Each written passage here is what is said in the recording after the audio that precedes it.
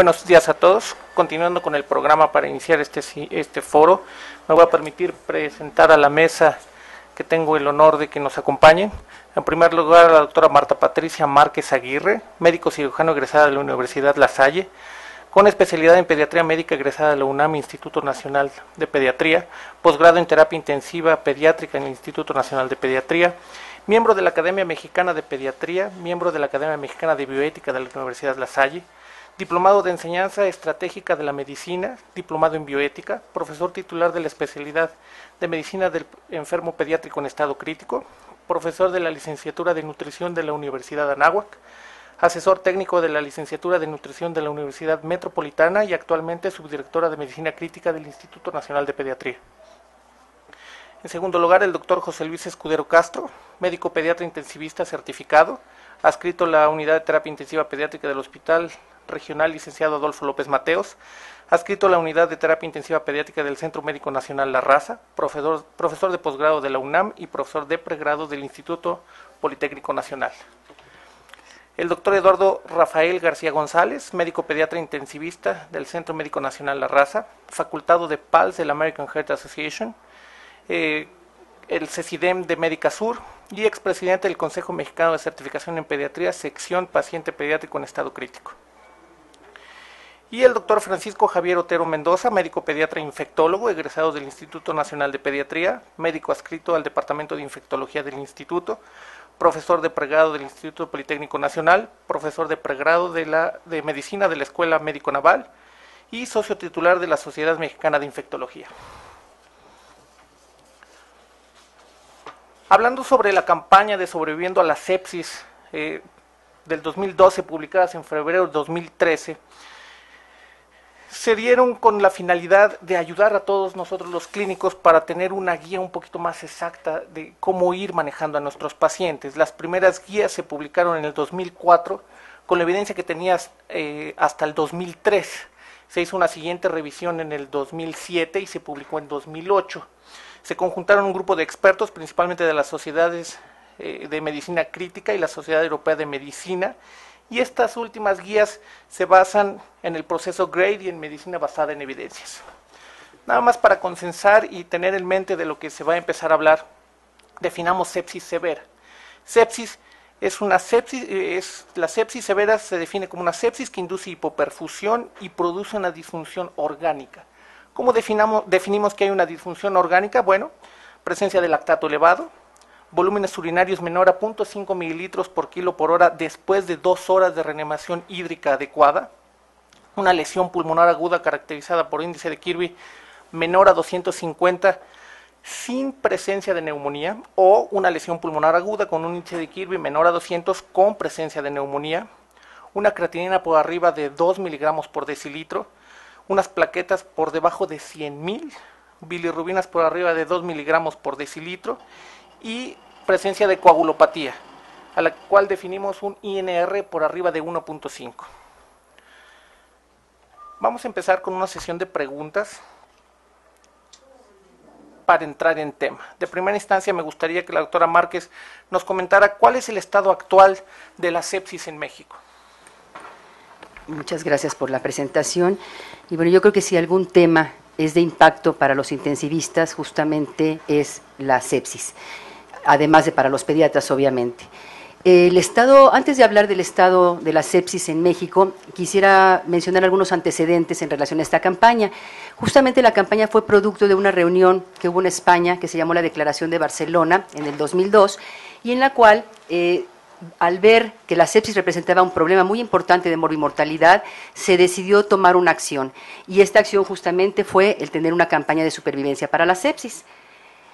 Los antecedentes de por qué empezó a alertar el problema de la sepsis a nivel mundial, pues datan alrededor de 1979, cuando la CDC se da cuenta en Estados Unidos, al revisar una epidemiología del año 79, como les había mencionado, al 87, de que el problema se había incrementado en un 139% de los casos.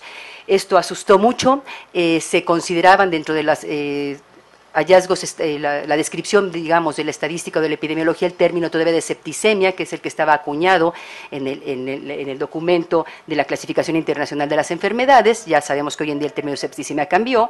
Y bueno, a raíz de esto, entonces surge una necesidad de empezar a tomar acciones para tratar de frenar esta morbimortalidad. Y es así como surgen dos estudios que son clásicos y son pilares fundamentales para el estudio epidemiológico de la sepsis. Uno de ellos es el estudio de Angus.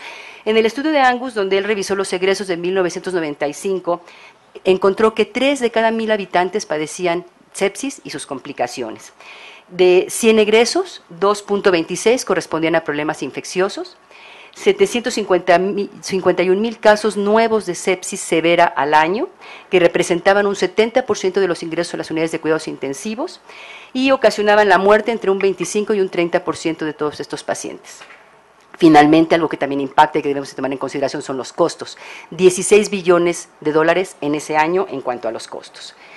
Y el segundo estudio es el de Martin, donde con estadísticas similares, nada más que él encuentra que se duplicó a casi en un 8% los datos que había mencionado Angus. Y entonces Martin habla de 82.7 casos de sepsis por cada 100,000 habitantes en el 79, que correspondían para el 2000, en comparación con los estudios previos, 240,000 casos por cada 100,000. En Europa, los estudios y los reportes epidemiológicos eran similares, y ya hay algunos reportes en Latinoamérica. Uno de ellos se publicó en el 2005 en la Revista Panamericana de Salud Pública, donde tristemente no se pudo llegar a una conclusión de datos, porque lo que se encontró es que los grupos en Latinoamérica que estudian sepsis eran tan heterogéneos en los diseños que no pudo haberse sacado una conclusión al respecto, y de hecho el estudio termina diciendo que de los 100,000 potencialmente estudios relevantes, solamente 20 fueron útiles, pero que los resultados de la literatura de lo que hablan es que sugieren que tenemos que retomar este estudio epidemiológico, porque con lo que actualmente está escrito, por lo menos hasta ese año, no fue posible sacar conclusiones, pero sin embargo dice que el problema es grave en Latinoamérica. Existe otro estudio a nivel nacional, es el estudio del doctor Raúl Carrillo Esper, que él publica 4 años después, en el 2009. En él se habla de 135 unidades de terapia intensiva de adultos aquí en México, y lo que encontró fue que de esas 135 unidades, 11,183 casos de sepsis, un 27% de los mismos, con una mortalidad casi del 30%. La conclusión es que es elevada y que se tienen que seguir haciendo estudios al respecto. Y a nivel pediátrico, el de los estudios más recientes es el de Watson en el 2003, donde habla de 42,000 casos al año de sepsis severa, con una mortalidad que puede ir del 8 al 10%. Existe un estudio colombiano con reportes similares. En México, por lo tanto, al igual que en Latinoamérica, necesitamos todavía tener estudios de mejor diseño para poder entonces conocer cuál es el estado actual de la sepsis y la sepsis severa en México. Para ello estamos participando desde el año pasado, que al ver el impacto que esto ha creado, se fundó el Día Mundial de la Sepsis, que se va a celebrar todos los días 13 de septiembre. Participamos nosotros en el año pasado y ahora lo vamos a hacer, y los invitamos a todos ustedes para este 13 de septiembre, donde justamente el evento, que está organizado por la Academia Mexicana de Cirugía, a nivel mundial se está revisando lo que está trabajándose actualmente en cuanto a esta campaña de supervivencia de la sepsis. Y me permito terminar, ya para no darles más datos, pero creí que era importante ver el impacto. En esta última revisión en la que participamos del Día Mundial de la Sepsis, publicamos algunos datos en la revista de infectología, y vimos que la sepsis representa la primera causa de muerte por infección, a pesar de los avances en las unidades de cuidados intensivos y obviamente en el manejo de antibióticos. Cada año se ven afectados de 20 a 30 millones de personas en el mundo. Mata al año a más de 6 pacientes en la etapa neonatal y en la niñez temprana. 100,000 casos corresponden a sepsis materna, y la frecuencia ha ido aumentando de un 8 a un 13%, con una mortalidad que, dependiendo de los centros, varía entre 20 y 58%. Y además los expertos consideran a la sepsis como responsable de muerte asociada a neumonía y a otras infecciones de la comunidad. Si nosotros aunque no tenemos estadísticas en México, pero si nosotros revisáramos las 10 causas más frecuentes de mortalidad en menores de 1 año y menores de 5 años, vemos que dentro de las 4 primeras están problemas infecciosos, sean respiratorios o sean gastrointestinales. y realmente los problemas infecciosos de vía respiratoria, pues de qué fallecen los pacientes, o de dificultad respiratoria que finalmente es secundario a la sepsis, o de la misma sepsis. Entonces creo que esto nos puede dar un dato indirecto de cuál es el estado actual de las infecciones y por lo tanto la sepsis en el país. Y bueno, los costos obviamente también repercuten en esta revisión, les decía yo, 14.6 billones de dólares al año cuesta el tener esta cantidad de pacientes con sepsis. Gracias, doctor. Doctor García, ¿cuál sería la recomendación para el inicio de manejo con líquidos en el paciente séptico? Bueno, pues muchas gracias. Es evidente que la campaña para sobrevivir a la sepsis es uno de tantos documentos que nos guían en el tratamiento y en el manejo de los pacientes con sepsis severa y choque séptico. Pero hay que hacer también la acotación aquí que existe otra guía publicada por el doctor Joseph Carcillo de la Universidad de Pittsburgh, que sí es una guía estrictamente pediátrica, y el tercer documento es el PALS, el curso de reanimación avanzada pediátrica. Entonces muchos de los conceptos que tenemos surgen de estas tres fuentes, tanto de la campaña para sobrevivir a la sepsis como de las guías de Carcillo de la Universidad de Pittsburgh y del PALS. Las tres coinciden en que lo más importante es detectar inicialmente el choque, y para esto tenemos un lapso entre 10 y 15 minutos, y una vez establecido el diagnóstico de shock, una de las primeras cosas que tenemos que hacer es aportar oxígeno, obtener acceso vascular e iniciar la reanimación hídrica. Los niños son distintos a los adultos. Tanto la campaña para sobrevivir a la sepsis como el PALS consideran tres cosas. Fisiológicamente los niños no tienen la misma respuesta que los adultos al shock. Los niños el shock por excelencia es gasto cardíaco bajo y resistencias aumentadas, a diferencia de los adultos que es gasto cardíaco alto y resistencias bajas. Dos, los niños tienen una relación volumen-superficie corporal mucho más alta, por lo tanto pierden más líquidos. En sepsis, recordar que en la sepsis se pierden líquidos a un tercer espacio por vómito, fiebre como producto de la infección, y los niños requieren en proporción más líquidos que los adultos, toleran más los volúmenes de líquidos que los adultos, responden con más facilidad a la carga de líquidos y tienen en términos generales respuestas más satisfactorias. Entonces, estas dos situaciones hacen que los líquidos sean la parte más importante de la reanimación inicial. Todos recordamos desde el 1980, cuando la OMS determinó que se debería reanimar de manera agresiva a los pacientes con procesos infecciosos severos. Bueno, las tasas de mortalidad cayeron dramáticamente solo por el hecho de adoptar esta medida. ¿Cuánto de líquidos y qué líquidos?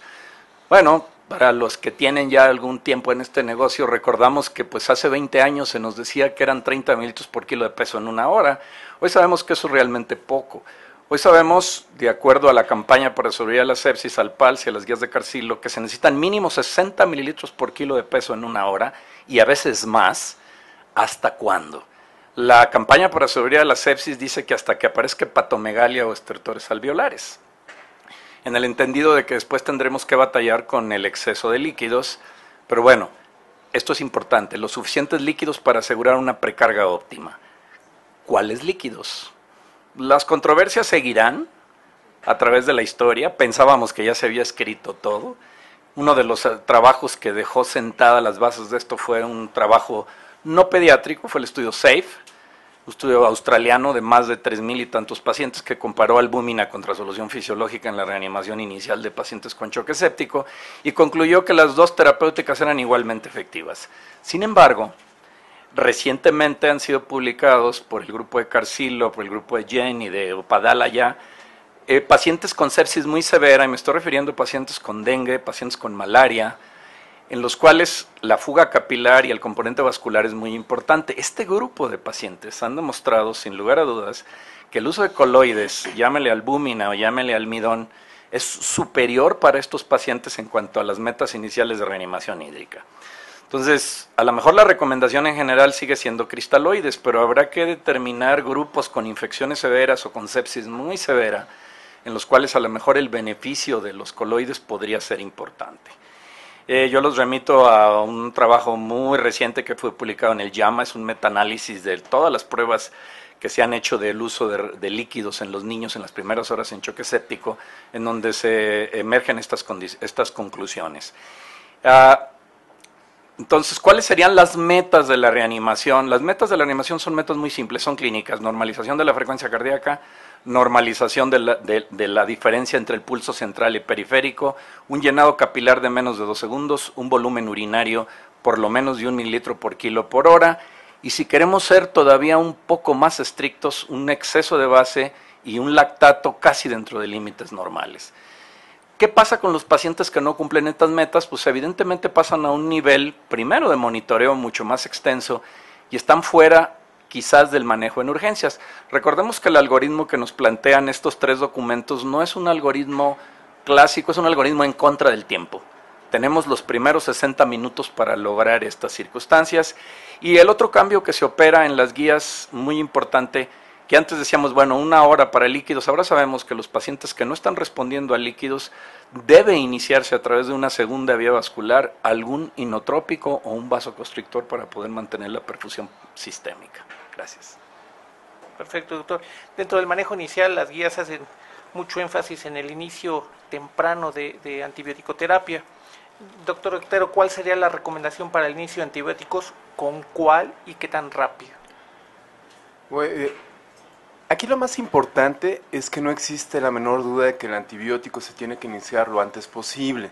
Generalmente eso está en boga ya de algunos años para acá, la situación de la hora de oro, en donde precisamente se ha identificado que la sobrevida de los pacientes mejora cuanto antes se inicia el tratamiento antibiótico. Va a variar un poquito dependiendo de la serie, la situación de qué sobrevida pueden perder los pacientes, pero incluso se ha visto que incrementa la mortalidad de entre un 7.5 hasta un 20% si se retrasa el antibiótico más de 1 hora, pero que esa mortalidad puede subir hasta un 60% después de las 6 horas de haberse retrasado el antibiótico, al no haber hecho un diagnóstico específico del paciente preciso de infección. Entonces, idealmente de las primeras 45 minutos, 60 minutos de haberse diagnosticado al paciente. Aquí tenemos un problema. De forma ideal, lo que tenemos que hacer para tratar de encontrar un agente etiológico que sea el que nos explique el proceso infeccioso, el choque séptico, tenemos que tomar hemocultivo, surocultivo y de secreción en caso de que el paciente tenga alguna herida en particular. Sin embargo, a veces, en algunas ocasiones en nuestras áreas de urgencias, en las áreas de terapia, no tenemos los recursos suficientes para apresurar esta toma de muestras. De tal manera que lo que es conveniente es que aún no habiendo tomado el hemocultivo, los cultivos necesarios, para tratar de buscar el agente etiológico de la infección, se tenga que iniciar el antibiótico si no se pueden realizar estos. ¿Cuál es el antibiótico ideal? Es una respuesta un poquito más compleja. Y les voy a decir por qué. Porque uno tiene que evaluar diferentes circunstancias que involucran al paciente. Pero además del paciente, lo que es la epidemiología local o regional del país, y además también la epidemiología nosocomial. ¿Por qué? Porque muchos de los pacientes que recibimos en las áreas críticas son pacientes que no son previamente sanos. Entonces no es lo mismo tratar un paciente que viene de una neumonía comunitaria, en donde debemos sospechar que se trata de un neumococo, tal vez una neumonía complicada con un estafilococo aureus, y entonces un esquema inicial aceptable podría ser ceftriaxona y dicloxacilina para cubrir estos 2 agentes, o una alternativa en pacientes graves, incluso manejar, ante la posibilidad de un estafilococo aureus medicino resistente comunitario, ceftriaxona y vancomicina. Sin embargo, esto puede cambiar, por ejemplo, también en un paciente hemato-oncológico, el cual puede llegar a tener también el mismo padecimiento, una neumonía, pero que tenga el antecedente de algún ingreso reciente, y además entonces en estos casos, junto a la necesidad de cubrir el estafilococo aureus medicino resistente, tenemos que incluso cubrir pseudomonas. Entonces va a depender mucho de las características del paciente para la decisión del antibiótico. Sí se requiere evaluar también el momento epidemiológico, porque si estamos en una época invernal donde tenemos incluso los brotes de influenza estacional, o tenemos el caso del 2009 de la pandemia de la influenza H1N1, pues claro que también uno de los diagnósticos que debemos de considerar, dependiendo de las características del paciente, es precisamente la posibilidad de influenza e iniciar un tratamiento antiviral específico con, por ejemplo, celtamivir. Y por último, algo también importantísimo que se tiene que considerar para evaluar el tratamiento antibiótico inicial es el sitio de localización de la infección del paciente, porque en base a esto, junto con los otros 2 parámetros que comentaba, pues uno tiene que tratar de normar la conducta del antibiótico a seguir, hablando de precisamente el microorganismo que se debe o se considera darle cobertura, y además precisamente la penetración que tenga al órgano sistema. Por ejemplo, un niño que estamos sospechando que tiene una meningitis bacteriana y que el foco infeccioso es a este nivel con la subsecuente choque séptico, pues es un niño sano, previamente vamos a utilizar un esquema con ceftriaxona vancomicina razonablemente, pero que tenemos que replantearnos en un paciente inmunocomprometido que pueda tener un bacilo gram negativo dependiendo de las circunstancias, y incluso utilizar superfosfaminas cuarta generación o un carbapenémico. Y entonces son de las consideraciones, también va a depender de las circunstancias en las cuales se encuentra el paciente para considerar utilizar monoterapia o, dependiendo de las circunstancias y dependiendo del signo de localización y de localización del proceso infeccioso, utilizar doble esquema antibiótico. Perfecto, doctor. Ya iniciamos el tratamiento, ya dimos antibióticos, dimos líquidos. En esta primera hora de manejo inicial, doctora Márquez, ¿cuáles serían nuestras metas hemodinámicas para decir que vamos bien o, en su defecto, que no vamos bien? De acuerdo al algoritmo de Carcillo, ya como lo mencionó el doctor Eduardo, la primera hora, cuáles van a ser las metas que son más clínicas. Después de esa hora y en las siguientes 6 horas, las metas que vamos a seguir son presión venosa central, que se mantenga entre 8 y 12, el gasto urinario por arriba de 0.5 mililitros, tensión arterial media por arriba de 65 y finalmente también estaría la saturación de oxígeno por arriba del 70%. Serían las metas con las cuales, si no las logré con el manejo de líquidos, entonces tendré que recurrir a aminas. En el caso de que el choque fuera frío con tensión arterial normal, obviamente epinefrina. En el caso de que el choque sea frío con tensión arterial baja, hay epinefrina también. Y si el choque es caliente con tensión arterial baja, tendré que usar norepinefrina. Y esas son algunas diferencias que hay en relación a las recomendaciones que hay para pacientes adultos. Obviamente quiero hacer hincapié que ya para este momento, después de las 6 horas, después de la hora de reanimación y las siguientes 6 horas, el manejo debe ser una unidad de cuidados intensivos. Por supuesto. Doctor García, ¿nos podría profundizar un poquito el uso de aminas? Sí, bueno, es evidente que, ya lo mencioné, el patrón hemodinámico de los niños en choque no es igual que en los adultos. Entonces, la elección de la catecolamina tiene mucho que ver con este conocimiento. El componente más importante del choque séptico en los adultos es la miocardiodepresión y la vasoplegia. En los niños, el componente más importante del choque que no responde a líquidos es la disfunción miocárdica secundaria a la sepsis. Entonces, por eso los niños requieren más inotrópicos que vasoconstrictores. A lo mejor tarde o temprano van a requerir una combinación de las dos cosas, pero es evidente que uno debe privilegiar el uso de inotrópicos. La campaña para sobrevivir a la sepsis recomienda en choque frío inicialmente dopamina. Y esto ha creado un poquito de escorzor en muchos grupos porque, bueno, recientemente han salido muchos estudios sobre los potenciales peligros de la dopamina cuando se inicia como catecolamina en el manejo del choque. Este es un trabajo del doctor Sark, de nuevo es un trabajo australiano muy grande, en donde él evaluó el pronóstico de los pacientes cuando la dopamina era la primera catecolamina versus otras combinaciones. Sark encontró que independientemente de la gravedad, los pacientes adultos que recibían dopamina tenían tasas de morbimortalidad más altas, tenían mayores complicaciones infecciosas, no disminuía, por ejemplo, el número de terapias de reemplazo renal, que eso es importante. A la dopamina se le ha asociado con un factor de protección renal por muchos años. Creo que el metaanálisis y el trabajo de Belomo lo deja muy claro. La dopamina no mejora la función renal. Entonces, no mejora tampoco la perfusión esplácnica. Entonces, queda un poco confuso que esta catecolamina pudiera ser la dosis inicial. Pero bueno, la campaña recomienda que no se utilicen más de 10 microgramos como aporte inicial. Pero bueno, una reflexión que hace Carcillo recientemente en un artículo, dice, si yo tuviera que escoger una catecolamina inicial en un paciente pediátrico con choque séptico frío, escogería la epinefrina. Y su razón es la siguiente, porque a dosis bajas, si él está hablando de 0.05, no 0.1, tiene un excelente efecto inotrópico y además un efecto vasoconstrictor ligero. Entonces podría ser una catecolamina ideal. De hecho, el PALS recomienda en choque posreanimación hipotensivo como primera elección epinefrina. Entonces eso pudiera ser una de las opciones. En choque caliente queda claro que la epinefrina o la norepinefrina ambas pueden ser de utilidad. A este respecto quisiera mencionar que trabajos recientes han demostrado que hace poco tiempo pensábamos que no había patrones hemodinámicos propios de algunas enfermedades, pero recientemente se han publicado, por ejemplo, que en pacientes con infecciones por dispositivos como catéteres, tubos, o incluso en pacientes oncohematológicos es más común el patrón hiperdinámico que el patrón hipodinámico. A lo mejor esto podría ya de entrada ser una selección a veces en las catecolaminas. Lo que es importante, ya lo mencionó Marta, es que una vez que el paciente rebasó esa hora y que requiere apoyo con catecolaminas, pues requiere un grado de monitoreo más extensivo. Un catéter de PVC, saturación venosa, una línea arterial. Recuerden que los pacientes hipotensos, la toma de la tensión arterial con dispositivos no invasivos es realmente muy pobre. Estos pacientes necesitan líneas arteriales para poder conocer con realidad la presión arterial. Ya mencionábamos que también nuestra expectativa con respecto a la tensión arterial media ha cambiado. Antes éramos muy puntillosos y muchas catecolaminas. Hoy sabemos de los trabajos de Duclos y de muchos otros que se han publicado que es suficiente con una tensión arterial media entre 65 y 70 milímetros de mercurio para mantener perfusión a los órganos vitales. Entonces el apoyo con catecolaminas debería ir orientado a esas metas. Pero ¿qué pasa cuando el paciente no responde? Es un paciente que requiere el conocimiento de la situación hemodinámica.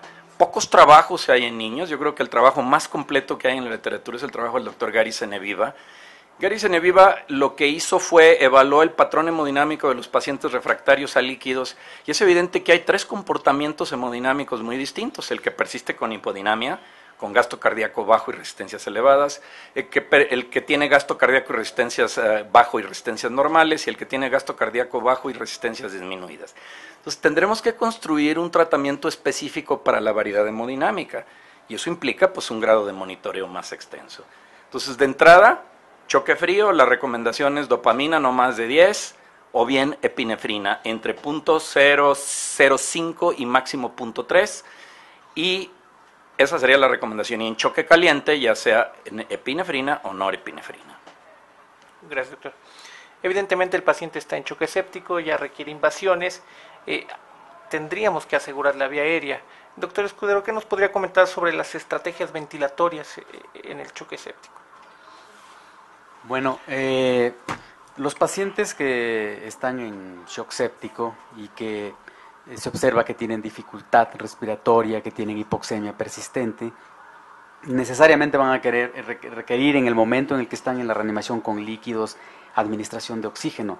Desde ese momento, desde que se está colocando la venoclisis, desde el momento en que se están indicando las aminas, tienen ya colocado el oxígeno de acuerdo a lo que se ha comentado ya anteriormente. El problema viene cuando tenemos ya que conectarle a un respirador artificial, que tenemos que intubarle. No existen recomendaciones específicas en la guía para sobrevivir a la sepsis sobre los procedimientos específicos, pero en la literatura alterna se sugiere el manejo para la sedación con ketamina por la inestabilidad cardiovascular. Es un fármaco que mantiene una buena presión arterial, que mantiene un buen ritmo cardíaco, y el midazolam con esos 2 fármacos pudiera intubarse al paciente, y los parámetros de ventilación mecánica recomendados en sepsis, choque séptico, serían los de protección pulmonar. En niños no hay tanta evidencia como lo hay en adultos, donde tienen mucho más investigación, donde tienen más especificaciones, pero se recomienda traspolarlos, ¿verdad? Los parámetros de protección serían volúmenes corrientes a 6 mililitros por kilo de volumen tidal, una frecuencia respiratoria para la edad, y ajustarlos en base a los resultados gasométricos que vayan saliendo más adelante, ¿no?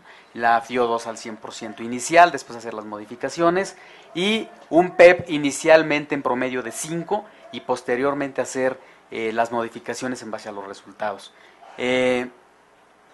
Otros procesos que se han comentado básicamente vienen de otras fuentes, como es ARDS-NET y Alveoli, donde podemos apoyarnos para tomar algunos ajustes ya más adelante del paciente con desarrollo ya de síndrome de dificultad respiratoria. Cuando ya está desarrollado como tal, se recomienda apoyarse en el concepto Berlín, que es el que utilizamos actualmente, y apoyarse en estas 2 organizaciones para la decisión de los parámetros del ventilador, ¿no? Sobre todo en el PEP.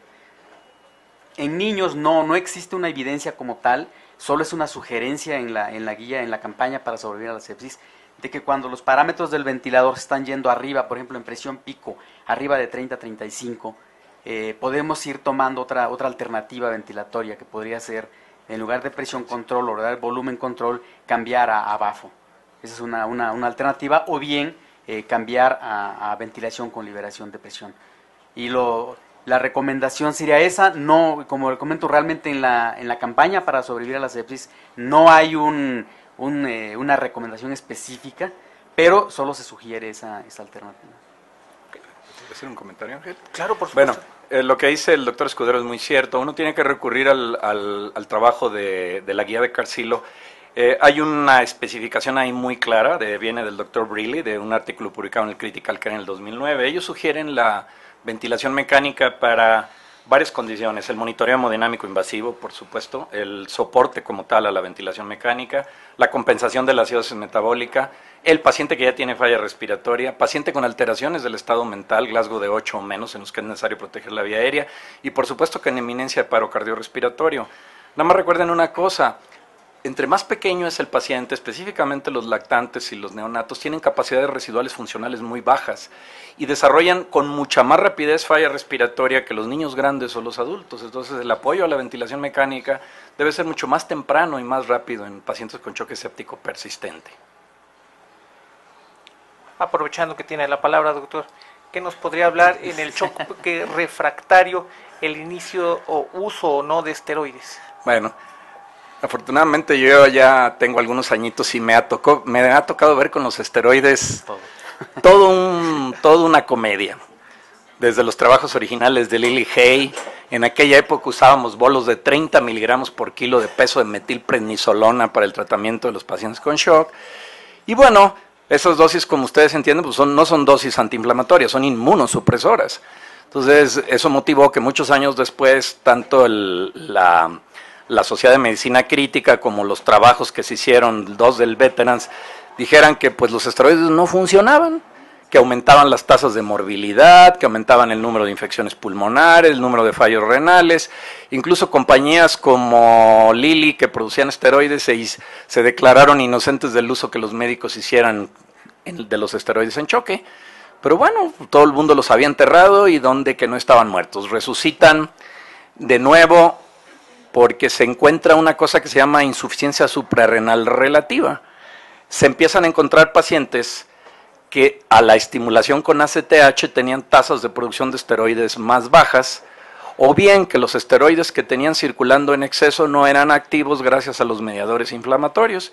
Y alguien sugirió por ahí que las dosis sustitutivas de hidrocortisona o de algún otro esteroide podían poner a funcionar de nuevo estos esteroides. Bueno, tan es así que la recomendación en las primeras guías de Carcillo y en la campaña para seguridad de la sepsis se recomendaba que los pacientes que no respondían a líquidos y a catecolaminas podían tener insuficiencia suprarrenal o relativa. Pero esto nos colocaba en un grave problema porque teníamos que hacer una prueba de estimulación con ACTH y valorar qué paciente respondía y qué paciente no. La siguiente pregunta es: ¿cuántos de nosotros tenemos en una guardia, paciente crítico o en términos generales en cualquier momento, hacer esta prueba y después elegir el esteroide? Bueno, recientemente se acaba de celebrar un estudio europeo, el estudio Corticus, es un estudio muy grande, que demostró que pues no sirven de nuevo los esteroides. No sirven para disminuir las tasas de mortalidad, pero el estudio Corticus encuentra dos cosas importantes. ¿Para qué sí pueden servir los esteroides? Y me estoy refiriendo a dosis sustitutivas fisiológicas, no a los bolos que usábamos en aquella época.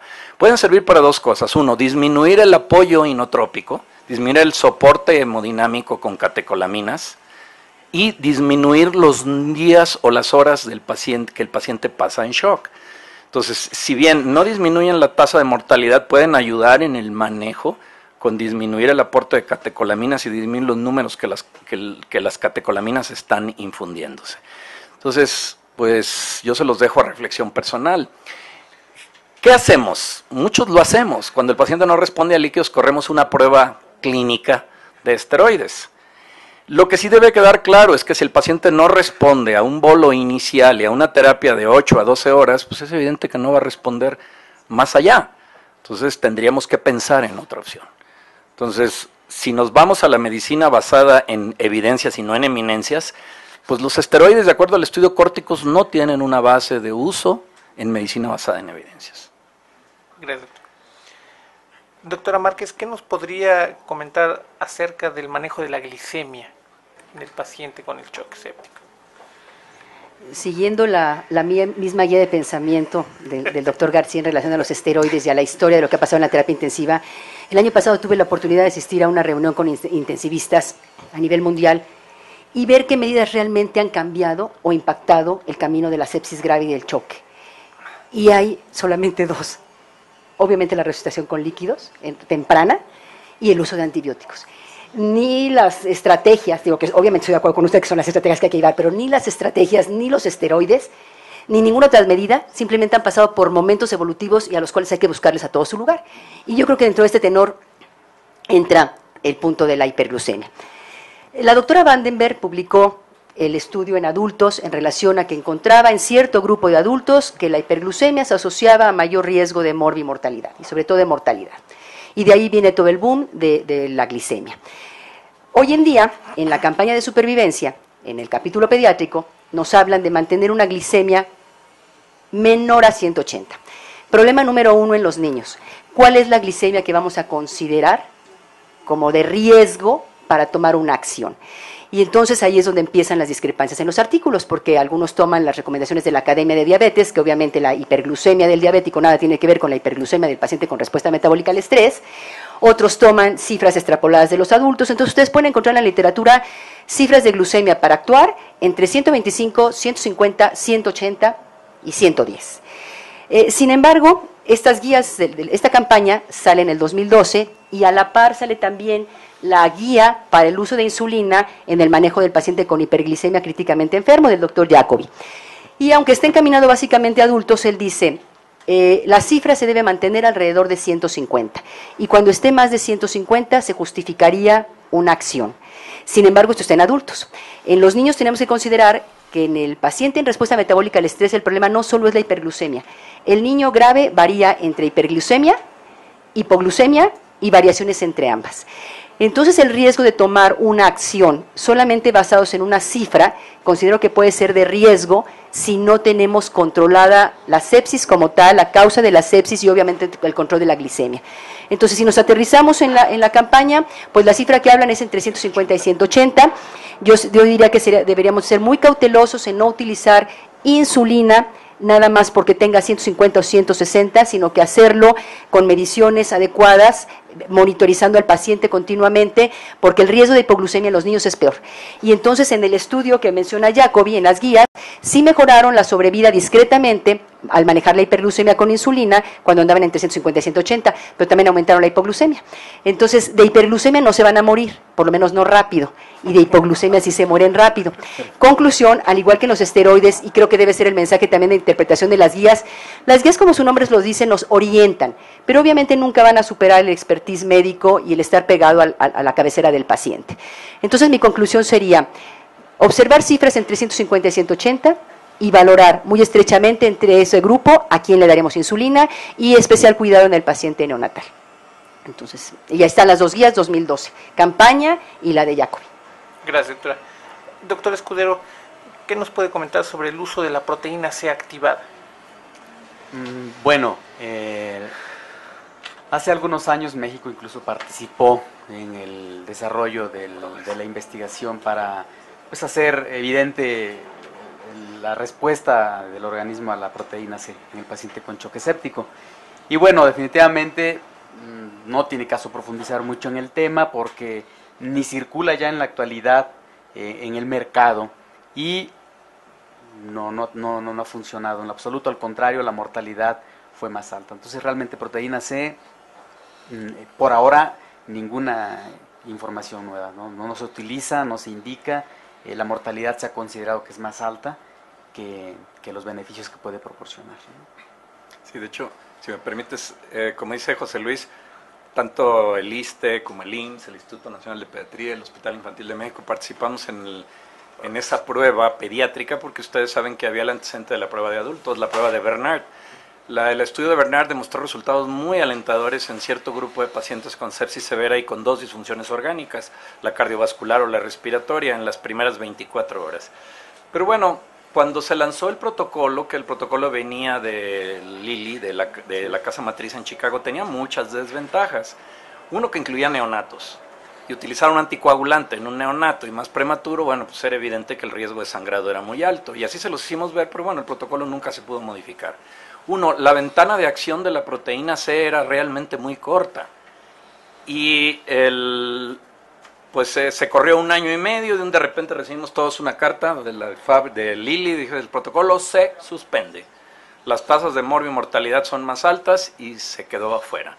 De hecho, la recomendación de las guías, pues en el adulto tampoco existe y en las pediátricas tampoco existe. Entonces, yo nada más quisiera compartir una reflexión de Roger C. Bond. Ustedes saben que Bond murió hace poco, el creador de todos estos sistemas de clasificación de la sepsis. Dijo Bond que en los próximos 25 años la mejor manera de disminuir la tasa de morbi-mortalidad de la sepsis severa y del choque séptico no va a venir del desarrollo de nuevas estrategias terapéuticas, sino de la optimización de las ya existentes. Eso lo dijo Bond hace como 8 o 9 años y creo que no se equivocó. Perfecto. Correcto. Doctor Otero, ¿cuál es la recomendación para el uso de gamma globulina en el paciente séptico? Aquí tenemos un pequeño problema y muy intenso, les voy a decir por qué. Digamos que de la década de los 90, precisamente como se detectó, ya lo mencionaba el panel, la situación de la gravedad del choque séptico y tratar de favorecer la mejor evolución y el pronóstico de nuestros pacientes, empezaron a utilizar diferentes terapéuticas. Una de ellas fue la gamma globulina estándar para el manejo, sobre todo enfocado a sepsis neonatal y choque séptico en este periodo. Entonces hubo estudios muy prometedores en los cuales se observaba que precisamente había una buena respuesta al manejo y que mejoraba la perspectiva de vida a futuro de los pacientes, además de disminuir el riesgo de secuelas. Sin embargo, de forma reciente, incluso les puedo decir un estudio publicado en el 2011 en el New England Journal of Medicine, en donde precisamente lo que es el grupo de estudio de aplicación de inmunomoduladores en neonatología evalúa qué impacto tenía precisamente el uso de la gamma globulina en el recién nacido infectado séptico. Entonces, desafortunadamente les puedo decir que se llegó a la conclusión de que no tenía ninguna utilidad. Se evaluaron más de 3.500 pacientes con un grupo control en el cual se le aplicaba únicamente albúmina y al otro grupo se le aplicaba precisamente la gamma globulina estándar a una dosis de 500 miligramos dosis. Y desafortunadamente lo que fue la evolución a largo plazo en cuestiones de supervivencia y además de secuelas en el seguimiento de los pacientes, no hubo una diferencia significativamente estadística para que se apruebe o se regule o se aconseje de forma rutinaria la aplicación de gamma globulina al paciente con choque séptico. Incluso les puedo decir que la actualización de la librería Cochrane del 24 de junio de este año, de 2013, también se buscó en un metaanálisis incrementar la casuística de pacientes, aumentando el número casi a 4.000. Desafortunadamente también ha demostrado este metaanálisis que se realizó que la gamma globulina no mejora la perspectiva de vida de los pacientes y además disminución de las secuelas. Por lo tanto, también la conclusión es que no se sugiere de uso rutinario la gamma globulina en estos pacientes. Creo que es que nos ocasiona un problema muy importante porque tradicionalmente siempre hemos utilizado la gamma globulina. Cuando se llega a manejar, pues la dosis estándar se recomienda una dosis de 400 miligramos cada 24 horas en el paciente chocado séptico o una dosis inicial, la dosis alta de 750 miligramos y lo que se sugería era una revaloración al tercer día para considerar una segunda dosis del medicamento, pero la verdad es que desafortunadamente las recomendaciones actuales, moderadamente hablando, según las guías, es de la no utilización de la gamma globulina para el tratamiento del paciente con choque séptico. Gracias. Doctor García, hablaba usted de una reanimación hídrica intensa, muchos líquidos, mucha fuga capilar. ¿Cuál sería la recomendación del uso de diuréticos y terapias de sustitución renal? Bueno, la reanimación hídrica agresiva implica que en la primera hora tenemos que poner suficientes líquidos para que el sistema esté bien precargado. Dijimos que las guías recomiendan hasta que haya hepatomegalia o estertores alveolares. Hasta ese punto estaríamos seguros de que el paciente pues ya no requiere más líquidos y que el componente del choque evidentemente no es hipovolemia, sino es otro, específicamente disfunción miocárdica en los niños. Entonces, ¿qué hacer con esos niños que después de reanimación tienen un exceso de volumen o un sobrepeso?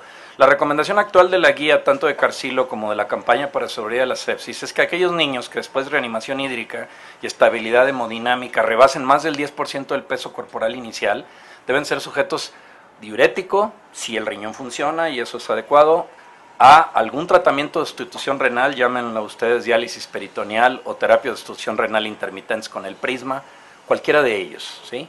Entonces, es importante que si el paciente tiene un exceso de peso de más de 10%, esto puede complicar después de la reanimación con shock varias cosas, tanto la función renal como la función respiratoria. Entonces, sí tenemos que hacernos cargo de eso, como el paciente responda. Diuréticos, si el riñón funciona y logramos hacerlo, o alguna terapia de sustitución renal si el riñón no está funcional o no es suficiente con el diurético.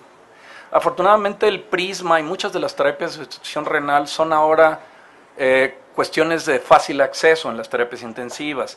No requieren de mucho conocimiento, muchos de estos procesos son automatizados y fáciles de hacer, y pues hemos aprendido a convivir con ellos y a manejarlos sin tener realmente un grado de experticia muy alto como el que se necesitaría para manejar otro tipo de dispositivos. Gracias, doctor. Doctor Escudero, la recomendación sobre el uso de hemoderivados. Bien, bueno, en la campaña para sobrevivir a la sepsis se recomienda que durante la reanimación del paciente cuando está en estado de shock se maneje una hemoglobina en promedio de 10, una mínima de 10. Cuando el paciente ya ha ido mejorando y ya ha salido del estado de shock, se recomienda conservar una hemoglobina arriba de 7, ¿no? Para no estar administrando paquete globular en cantidades excesivas que realmente se ha demostrado que no modifican el pronóstico en cuanto a mortalidad. Entonces, en cuanto a administrar paquetes globulares, se recomienda esos valores de hemoglobina. En cuanto a plaquetas, dependería del escenario, por supuesto, clínico también, donde si tiene una cuenta absoluta de menos de 10,000, pues es una indicación de pasar plaquetas. Pero si tiene, por ejemplo, de 20,000 la cuenta y tiene factores de riesgo como fiebre, tiene antecedente de haber presentado hemorragias previamente durante el evento de shock, o si la cantidad de plaquetas cayeron muy bruscamente a 20,000, está indicado también administrarlas. O bien, arriba de 50,000 en los pacientes en los que se va a hacer algún procedimiento, ¿sí? Quienes obviamente tienen evidencia de algún sangrado, ¿no? En cuanto al plasma, básicamente se administra para corregir las púrpuras en la coagulación intravascular diseminada, se favorece corregir los tiempos, el TP, el TPT, el INR, y bueno, no viene recomendado, por supuesto, en la campaña para sobrevivir a la sepsis, pero echamos mano recientemente del tromboelastógrafo para poder tener una mejor indicación de los hemoderivados. El tromboelasto nos permite estar viendo prácticamente todas las rutas de la coagulación, y obviamente eso nos va a facilitar el manejo de los hemoderivados en estos pacientes, pero no es recomendado en lo absoluto por la campaña para sobrevivir a la sepsis, pero como algo adicional puede favorecer el mejor manejo o lo ha facilitado realmente en cuanto a las indicaciones, ¿no? Y retomando el tema de la coagulación intravascular, la recomendación de tromboprofilaxis. Bien, realmente en los niños no hay indicación para tromboprofilaxis en la campaña para sobrevivir a la sepsis, es básicamente en el adulto. Y bueno, utilizan en general, la que tiene mejor evidencia es la heparina de bajo peso molecular y la compresión neumática, ¿no? Normalmente 5,000 unidades diarias subcutáneas. Perfecto. Doctora Márquez, tenemos que nutrir al paciente. ¿Podría hacer un comentario antes Claro, en por relación a la supuesto, tromboprofilaxis? Claro. La tromboprofilaxis es otro punto que hemos tratado de estar estudiando en los últimos años en el mundo y también en los niños. Existen 2 guías en el CHEST del 2008 y una reciente que fue como en el 2010, y además una guía inglesa que se publicó en el 2011, y nosotros nos dimos a la tarea también de hacer un consenso en relación a tromboprofilaxis en los diversos escenarios del paciente crítico, y hoy en día las indicaciones de tromboprofilaxis están muy limitadas en pediatría, y sepsis no es una de las indicaciones. Sin embargo, esto es debido a que apenas estamos detectando el problema. Probablemente en el futuro tengamos que especificar grupos muy particulares que requieran de tromboprofilaxis, pero hoy en día, y si ustedes consultan estas 3 guías, el CHEST, la inglesa y la que trabajamos nosotros, que está publicada en la revista de terapia intensiva de adultos, entonces veremos que para sepsis no existe una indicación como tal, porque al igual que con la glicemia, el riesgo entre anticoagular y tener los efectos adversos de una sangrado a nivel del sistema nervioso central en un paciente neonato, por ejemplo, es muy alto. Entonces creo que es otro punto que tenemos que ir estudiando en los siguientes años, que la guía no los contempla como tal, pero no lo contempla justamente por eso, porque hay muy poca evidencia. Doctor García. Sí, otro comentario. Miren, los intensivistas nos hemos peleado toda la vida con los niveles de hemoglobina, específicamente en choque séptico. Ya lo decía José Luis, no existen recomendaciones. Hay solo 2 trabajos en la literatura. Nos habla de una pobreza en el estudio de este campo. Esos trabajos de Oliveira, el grupo de Carcillo y el trabajo del doctor Lacroix. Ellos compararon específicamente qué le pasaba a un paciente sin shock con niveles de hemoglobina entre incluso 5, 7 y 10 y no encontraron diferencia. Pero en shock sí hay mucha diferencia, y específicamente cuando este dato se conjunta con otro dato que para nosotros viene a ser ya muy valioso en los últimos 5 años, que es la saturación venosa central de oxígeno. No es lo mismo tener hemoglobina de menos de 10 con una saturación venosa de 70 o más, que tener una hemoglobina de menos de 10 con una saturación de menos de 70. Entonces, es evidente que se debe reforzar que el uso de estas terapias debe ir acompañado no solo del nivel absoluto de hemoglobina, sino de la saturación venosa central. De hecho, ustedes recuerdan el protocolo de Rivers en adultos. Rivers fue el primero que demostró que manejar el choque de una manera específica en la terapia intensiva era superior a manejarlo al feeling de cada intensivista o de cada urgenciólogo. Y una de sus metas, entre las muchas, era la saturación venosa central de oxígeno de más de 70. Entonces, este parámetro con hemoglobinas de menos de 10 en choque séptico es muy valioso para decidir la transfusión. Y finalmente, recuerden que la sangre que tenemos en los bancos en México está anticoagulada con CAPD alanina 1. La mayoría de esa sangre no retiene su 2,3-difosfoglicerato más allá de 72 horas. Entonces tengan en cuenta que cuando se transfunde a pacientes críticamente enfermos con problemas de liberación y consumo de oxígeno, hay que hacerlo con sangre de menos de 72 horas, porque si no, imagínense la catástrofe, se va a morir con una hemoglobina de 12 o 13, pero con una desviación de la curva de acción de la hemoglobina hacia la izquierda tremenda. Los canadienses y los americanos no tienen ese problema, porque ellos anticoagulan su sangre con otra sustancia que es capaz de mantener el 2,3-DPG hasta por 80 o 120 días, que es la vida media de un eritrocito. Entonces, se llama PICPA. El problema es que cada gramo de PICPA cuesta como $1,200, entonces pues, es evidente que nuestro principal problema es a veces tener sangre, y si vamos a gastar mucho, pues no lo podríamos hacer. Gracias. Doctora Márquez, la recomendación para la nutrición, enteral, parenteral. Bueno, también podría ser tema exclusivamente de una sola mesa, pero ¿qué sí hemos aprendido? Primero, que el niño grave se desnutre rápidamente, cae en falla nutricia aguda en pocos días. Segundo, el impacto de esa falla nutricia aguda, sobre todo a nivel del sistema inmunológico, y que los pacientes con falla nutricia aguda y mala respuesta inmunológica, por lo tanto, van a tener diferentes evoluciones en cuanto a días de estancia, dependencia del ventilador y morbilidad. No ha podido demostrarse, ni creo que se pueda hacer como variable única, si cierto tipo de nutrición va a hacer la diferencia entre la evolución del paciente séptico. No creo que vaya a ir por el asunto. Pero ¿a qué quiero ir con todo esto? Primero, todavía hay muchas situaciones por establecer su medida real en cuanto a la nutrición. Lo ideal, tengámoslo el menor tiempo posible en ayuno. Ayuno me estoy refiriendo ahorita por vía enteral. Sin embargo, están las encuestas, incluso una latinoamericana, donde dice la recomendación es denle estimulación enteral o nutrición enteral, ya no digamos estimulación, nutrición enteral en menos de 72 horas. Menos del 50% de los pacientes adultos se puede llegar a las 72 horas o 4 o 5 días a una nutrición enteral completa. El segundo punto, se sugiere que se dé tempranamente, pero ¿qué tanto va a extrapolarse estos datos del adulto en el niño que está incluso con aminas? Aunque hay estudios reportados que se pueden estar manejando aminas con estimulación enteral y nutrición parenteral, eso en niños todavía no está muy bien, no hay mucha evidencia al respecto. Entonces, sugiero que el mínimo tiempo en ayuno intestinal dependerá de cada paciente, como todo lo que hemos mencionado. Segundo, dar un aporte adecuado, y pongo entre comillas el adecuado, porque ahorita veremos cuál será el adecuado, aporte de calorías y de proteínas por la vía parenteral, que es donde habitualmente el niño va a tolerarla. El asunto es, ¿cuánto es el aporte calórico adecuado para cada paciente? Entonces, a diferencia de los adultos, que antes se pensaba que los niños eran también hipermetabólicos, Hay muy pocos grupos de patologías pediátricas que son hipermetabólicas. La mayor parte son hipometabólicas o eumetabólicas. Entonces, ese concepto de más es mejor no aplica ya a la edad pediátrica. Lo ideal sería, el estándar de oro es conocer el aporte calórico con calorimetría indirecta. Es un recurso bastante útil, pero poco práctico. No todas las instituciones tienen un calorímetro y también hay restricciones o limitaciones para medir la calorimetría.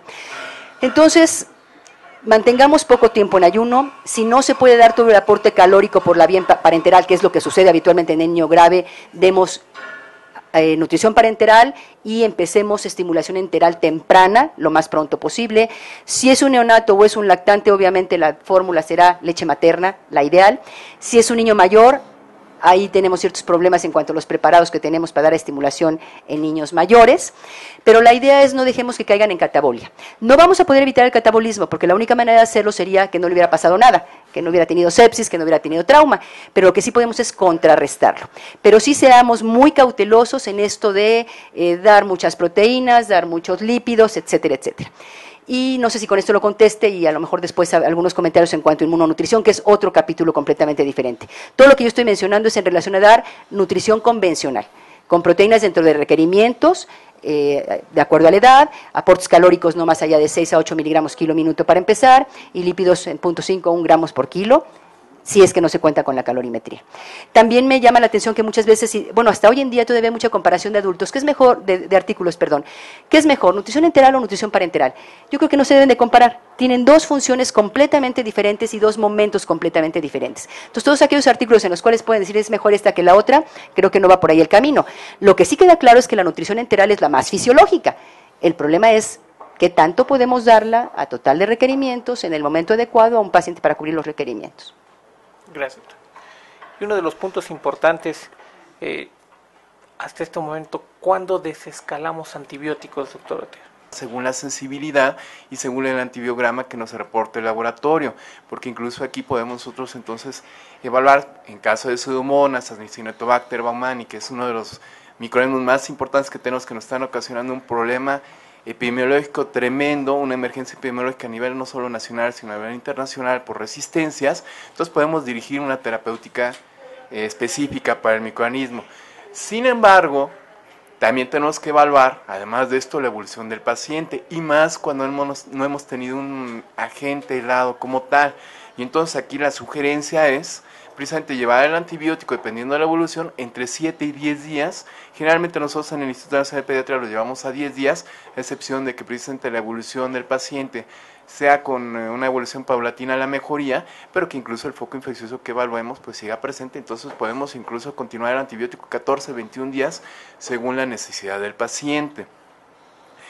Y algo también pero muy importante, no es solo nada más evaluar el manejo antibiótico durante o el trans del paciente infectado crítico en las unidades intensivas. Aquí algo también que es indispensable es evitar que durante su estancia también se vaya a infectar. Entonces, no es nunca suficiente recalcar lo indispensable que es la higiene de manos, ya sea el lavado con soluciones de clorhexidina o el alcohol que tenemos al alcance ya en muchas de nuestras instituciones, el alcohol gel, precisamente para antes y posterior a la manipulación de nuestro paciente, llevando las medidas precautorias de aislamiento, podamos evitar una infección agregada, que obviamente esto pueda complicar la evolución del paciente, decrementar la posibilidad de una evolución satisfactoria. Gracias. Vamos a pasar a preguntas de nuestro auditorio. ¿Tenemos alguna pregunta aquí? Doctor, en adultos se usa la vasopresina. En niños, pues hay controversias negativas a su favor de uso. ¿Y usted qué nos puede decir hasta esto? Bueno, sí, es evidente. Recuerden que el componente más importante de los adultos con sepsis es la vasoplegia y ellos responden muy bien a vasoconstrictores. Recuerden que cuando el paciente no respondió a líquidos y no respondió a las dosis convencionales de dopamina o epinefrina, que ya usaron esteroide y que sigue con shock, bueno, es evidente que requerimos un grado de monitoreo más extenso y esto implica conocer las resistencias vasculares y el gasto cardíaco. Entraríamos en controversia aquí de si el catéter de Swan-Ganz sigue siendo una realidad. Yo que crecí con con las ganas de poner catéteres de Swan-Ganz y resulta que pues esperamos casi 15 años para tener los catéteres y cuando los tuvimos ya eran obsoletos. Bueno, pues es evidente que ahora existen muchas cosas para monitoreo. De hecho, el monitoreo más promisorio es la tecnología PICO. La tecnología PICO ofrece la posibilidad de, con una línea arterial y un catéter venoso central, conocer todas estas variables que antes conocíamos con el catéter de Swan-Ganz. Y pues eso nos permite conocer al paciente más, porque recuerden que la meta después de la resistencia a líquidos, catecolaminas convencionales y esteroides es índice cardíaco entre 3.5 y 6 litros, pues eso implica conocer el gasto. Entonces, ¿qué hacer con los pacientes? Ya les había dicho que depende de la variable hemodinámica que tengan. Si ven el algoritmo de la campaña para sobrevivir a la sepsis, habla, por ejemplo, del quien la puede necesitar sería el paciente con choque caliente, aquel que tiene gasto elevado y resistencias bajas y que no ha respondido a líquidos y a norepinefrina y que persiste hipotenso. ¿Qué hacer con eso? Bueno, las opciones serían vasopresina o terlipresina o angiotensina, que ya existe. Evidencias y medicina basada en evidencias, tres artículos españoles los tres, del uso anecdótico de estos vasoconstrictores, resultados malos, disfunción orgánica casi de seguro. El problema con la vasopresina es que no todo el mundo la tiene. El problema con el terlipresina es que es de mucha más larga duración y no se puede poner en infusión continua, se puede poner con dosis cada 6 o 8 horas o cada 12 horas, incluso hasta 24 por sus vidas medias.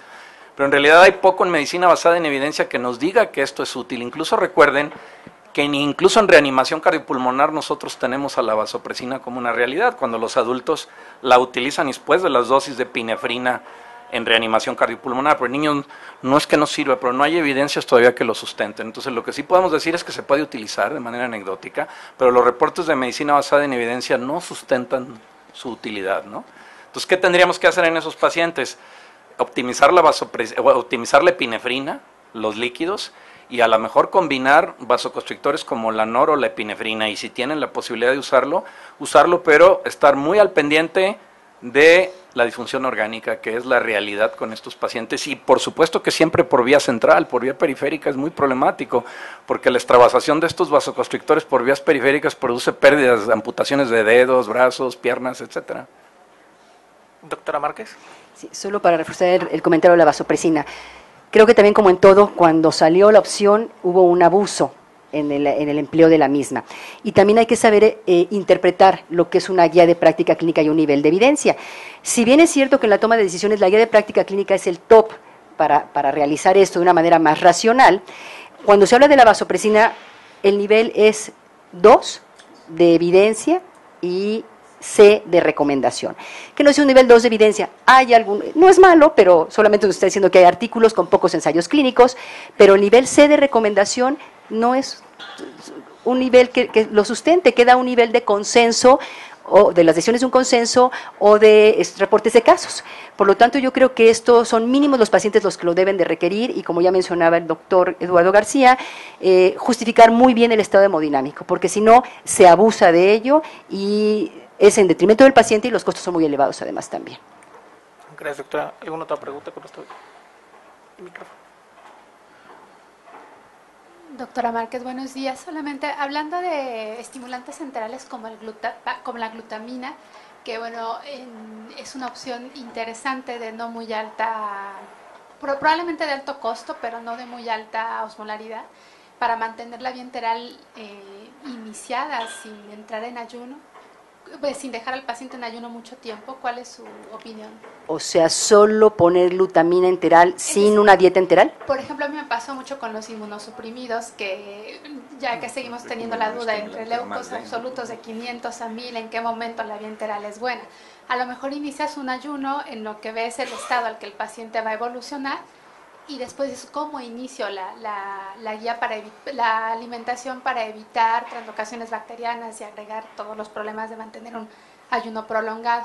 Entonces, el uso de estas sustancias es apropiado sin tener que llegar a las dietas elementales, por ejemplo. Yo creo que lo primero que nos tenemos que preguntar es, ¿qué objetivo quiero lograr con la estimulación enteral?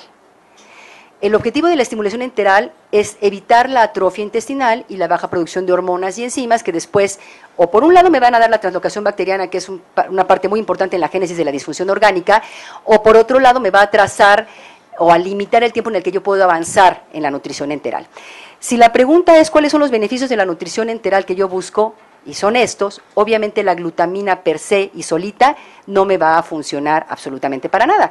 Lo que yo necesito es una serie de nutrientes a nivel de proteínas, carbohidratos y lípidos que sean tolerados en el intestino isquémico o en el intestino que está sufriendo para estimularme a ese intestino la producción de enzimas y hormonas. En relación a una glutamina, a lo mejor después hablaremos algo de inmunonutrición, pero en relación a solo a glutamina solamente habría dos indicaciones basadas, una de ellas en un reporte de Cochrane, que es en el recién nacido prematuro, pero no como nutriente exclusivo, sino como parte de toda una nutrición, y el otro en el niño con intestino corto. Pero fuera de esos, ni siquiera lo mencionan en las guías, ni hay artículos al respecto en el cual darla solo como nutrimento de algún beneficio. Sabemos que es el principal nutriente del enterocito, que es muy importante, pero per se, solito no va a hacer nada y sí me va a incrementar los costos. Y a lo mejor después hago algún comentario en relación a inmunonutrición. No, si quiere comentarlo de una vez. Bueno, también este asunto de la inmunonutrición. Debemos entender primero qué es inmunonutrición. Es el dar un nutriente con una función diferente a la de su aporte calórico o energético. El inmunonutriente lo que pretende es modificar alguna respuesta inmunológica en el paciente séptico. Entonces, ese es el concepto. Y entonces, a raíz de esto surgen como inmunonutrientes arginina, selenio, glutamina, prebióticos, probióticos, ácidos grasos omega 3, etcétera, etcétera. No hay ninguna evidencia que hayan sido útiles como para uso rutinario en el paciente pediátrico. ¿Por qué? Hablar de inmunidad en el niño con estrés, ¿qué implica? Un balance entre el estado pro y antiinflamatorio. ¿Cómo saber exactamente en qué momento del balance pro o antiinflamatorio desde el punto de vista clínico esté ese paciente? Es muy difícil. Por lo tanto, no es una situación de rutina y a mí sí me preocupa que si no debe ser un tratamiento de rutina, se utilicen y se vendan tantas fórmulas inmunomoduladoras. Solo hay un artículo publicado en el 2012, también del doctor Carcillo, él como uno de los tantos autores, que se llama el estudio Crisis, que justamente era la inmunonutrición en el niño con estrés.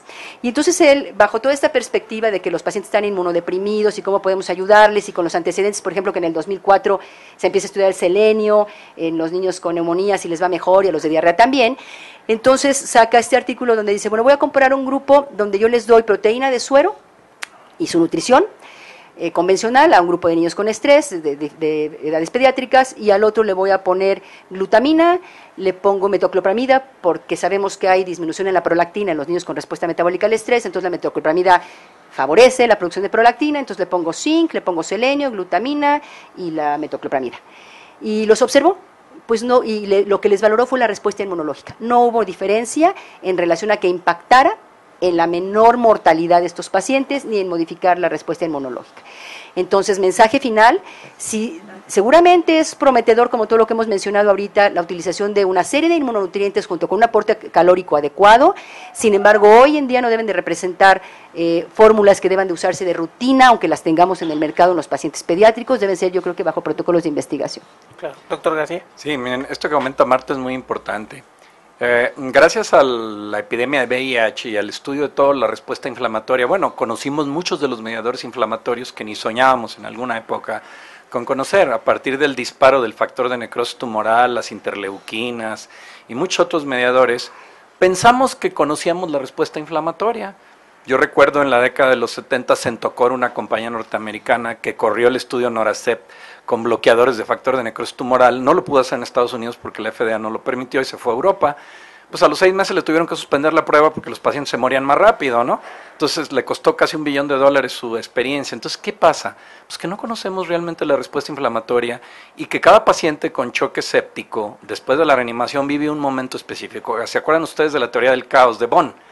Bonn hablaba de pacientes que tenían inflamación, de pacientes que tenían una mezcla entre inflamación y antiinflamación, de pacientes con antiinflamación. Entonces, bueno, es evidente que, como lo comenta Marta, pues si yo voy a dar una terapia que va a facilitar la inflamación en un paciente que ya de por sí tiene mucha, pues es evidente que le puede ir peor. A lo mejor el paciente con inmunosupresión o antiinflamación se podría beneficiar de alguno de estos tratamientos. Pues esto nos indica que realmente estamos en pañales todavía en mucho de lo que es la respuesta inflamatoria y el comportamiento del huésped ante la sepsis. Con respecto a la alimentación, yo creo que queda claro que lo que sí tenemos que hacer es utilizar el intestino lo más rápido que se pueda. Yo recuerdo la primera publicación del doctor Edwin Decha. Edwin Decha es el creador del concepto de translocación bacteriana. Él decía algo que a mí me quedó muy claro en aquella época. Después del choque, la función de la barrera intestinal, si logramos revertir el choque, es apta entre 8 y 12 horas después, específicamente en el yeyuno. Entonces, a lo mejor muchos pacientes pueden ser estimulados tempranamente por vía enteral, más el complemento por la vía parenteral, para nutrir el intestino tanto por vía de la mucosa como por vía enteral y disminuir en mucho la translocación bacteriana. Entonces, lo que sí nos debe quedar claro es que, como dice Marta, no hay dietas especiales ni inmunonutrientes que hayan demostrado que son útiles, pero sí lo que nos debe quedar claro es no olvidar el intestino, ¿no? Empezar lo más rápido posible la alimentación enteral. Que si vamos a utilizar una dieta elemental o semielemental, bueno, eso dependerá de la osmolaridad que tolere el paciente y de las condiciones en las que esté. Sí, doctora Márquez, por favor. Ya, adelante. La utilización de dietas o fórmulas elementales, entendido por esto exclusivamente a base de aminoácidos, no logra estimular nada en el intestino. Entonces, como dice el doctor García, lo que hay que buscar son las fórmulas oligoméricas, es decir, aquellas que están con péptidos, fraccionadas en péptidos la proteína, que pueden estar incluso enriquecidas con triglicéridos de cadena media, que es un beneficio calórico para el paciente séptico, puesto que favorece la oxidación de las grasas al no requerir carnitina, que está deficiente en el paciente con estrés. Entonces, hay que buscar, los estudios de investigación deben ir enfocados a la utilización de fórmulas poliméricas que estimulen al intestino con estos nutrientes, y ya quedarían muy pocas indicaciones para las fórmulas a base solo de aminoácidos.